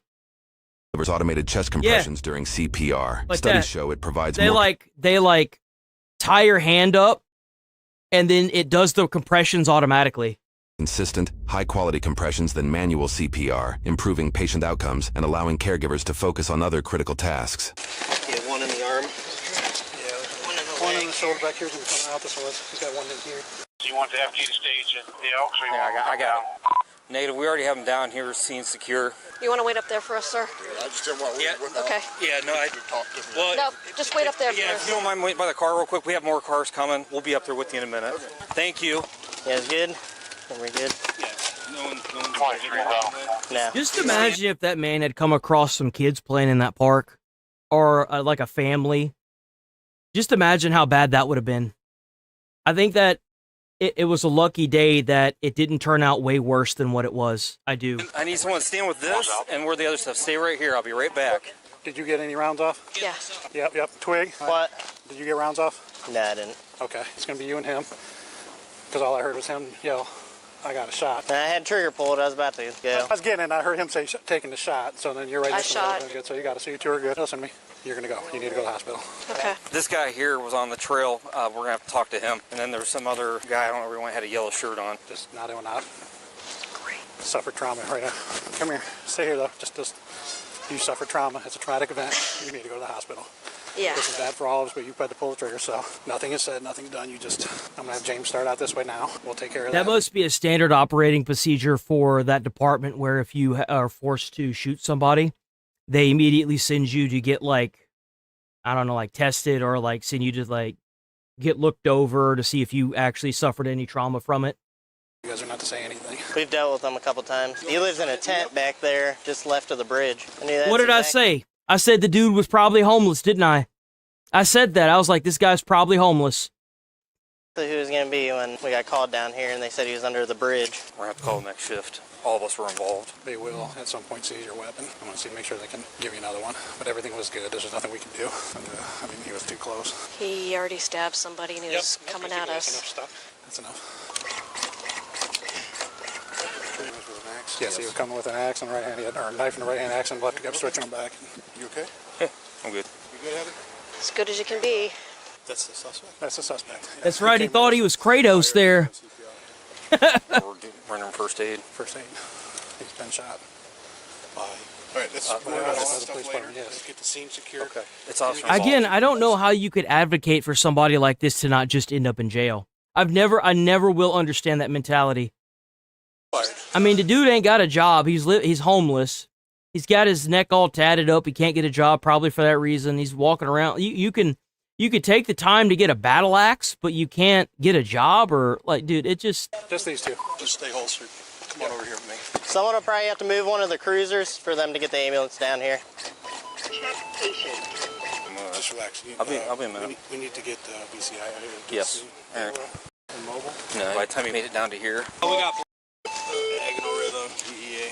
Where's the axe? Right there. There's so much blood. We were all down here and he came running up here at us. Yeah. Oh, I watched the whole thing. Yeah. James, it's Matt Myers. Call me immediately. OIS. Hey, Beth, this is Officer Myers, Ravenna Police Department. I'm a senior patrol rep. I have a critical incident spot. Non-officer involved shooting. We have 2 officers that fired rounds. You all right? Thought it was 3. He was living in a tent back here with his girlfriend, and we had warrants on his girlfriend. What are we doing? Are we working this guy, or are we gonna... Multiple. Shoulder, 2 in the chest, both femurs, both arms. Is it closed off down there? Or I don't think so. We're just going to send everybody back. Not a good day. 100 copies. All of us okay? Yes. That's our thing too. We'll make sure you guys are all right. By all measures too. Now we're going. Everybody's out. We're all going to hold no holes. And Is your body cam still running? Leave it go. It doesn't go to anybody but me or the chief. You want it running while I'm at the hospital? Until we get there, and then we get there, yes, it's going to just leave it on. Hold on, let's get out of there. He's involved in this. I want to get him to a hospital. I wonder why that is. Obviously, we're not going to transport, so the rest is up to how you guys want to handle this. You definitely want to talk to the chief or the captain on that one. Do you guys have somebody down there closing off that end of the bike and hike trail? I don't think so. I haven't seen anybody come down this way yet, though. Do you guys have caution tape? I got body cam for you. Do not give it to anybody other than me, Jake. Everybody in the blue is good. Okay.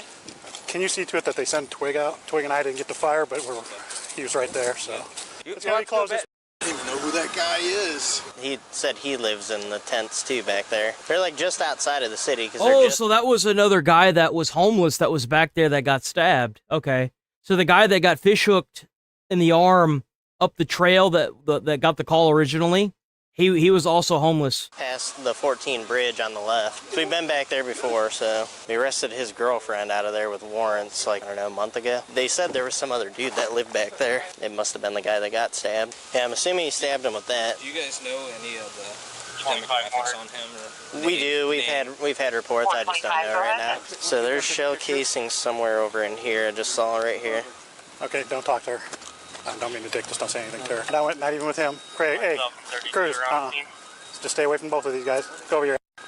Stay behind it. Damn, what's that about? That's crazy. Whatever you feel right. I just want these guys to have what they need. I just want them to be covered by FOP. They're running. All right, thanks. So the other guys can move them. Josh. I don't know where we are with keys. You can't be right here. Okay, where do you want me? Just over here and see what they need here. You go down here and wait for Dustin to tell you what you need. Yeah, I'll pull that cam off once we get to the parking lot. Yep. All matters. Any demographics? I guess you guys knew the guy. I got nothing. No, I Twig, come over here. Here's the thing. They're going. Right now you were involved even though we didn't pull it. We're going to wait until the FOP gets here. We're not saying anything. We're not doing walkthroughs. We're not going to do statements. That'll come later. Did you know that there is homeless that live just beyond that bridge to the left? Yeah. There were. A whole camp. Do that at a minimum. We're a little busy right now, ma'am. Oh, I know, but, you know. Yeah. Leave it to a Karen. Am I right? Leave it to a Karen.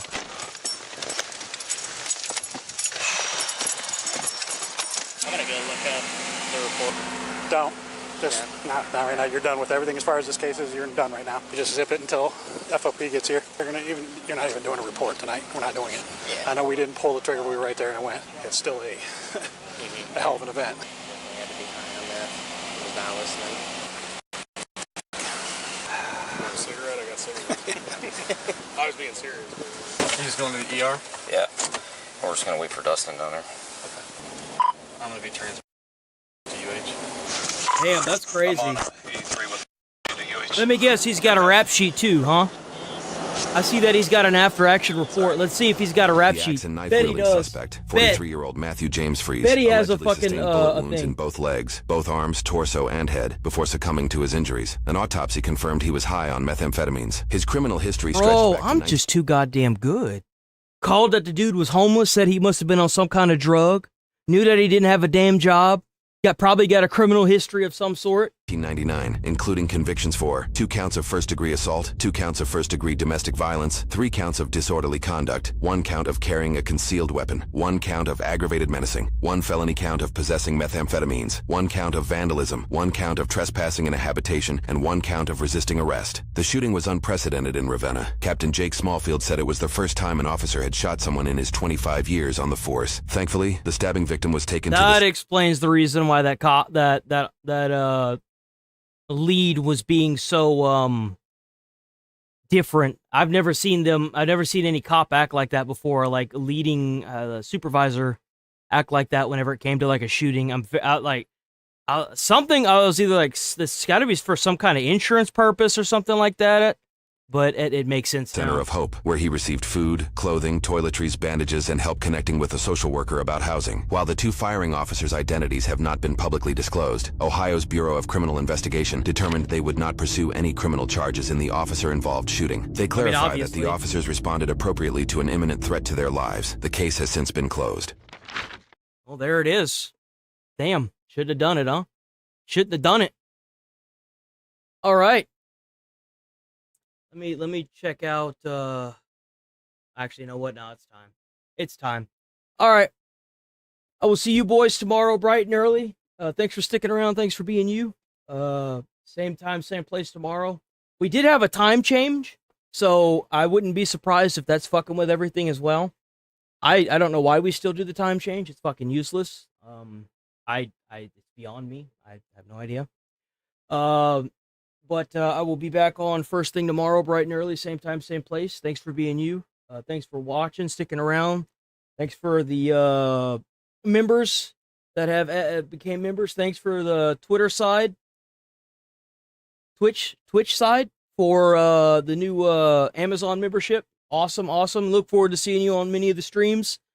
Stay safe out there. Don't go around crazy people. You might end up like a lot of these people getting laughed at. Try to put a smile on someone's face. You might change their whole day or their whole life. You never know. And I'll see you guys tomorrow. Peace. I feel nauseous, believe me. Never had a lot of shit. Let's do this one. Peace.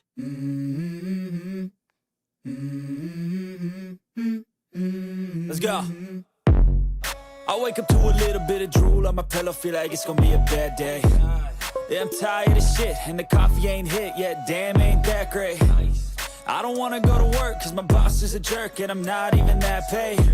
I need a change in my life, cause I don't feel alive, and there's nothing that makes me happy. Hold my beer for a minute. I'm about to quit my job, cash in for a ticket. I'm going on a trip and I don't plan to visit. I'm gonna stay there till I feel like I'm winning. Oh,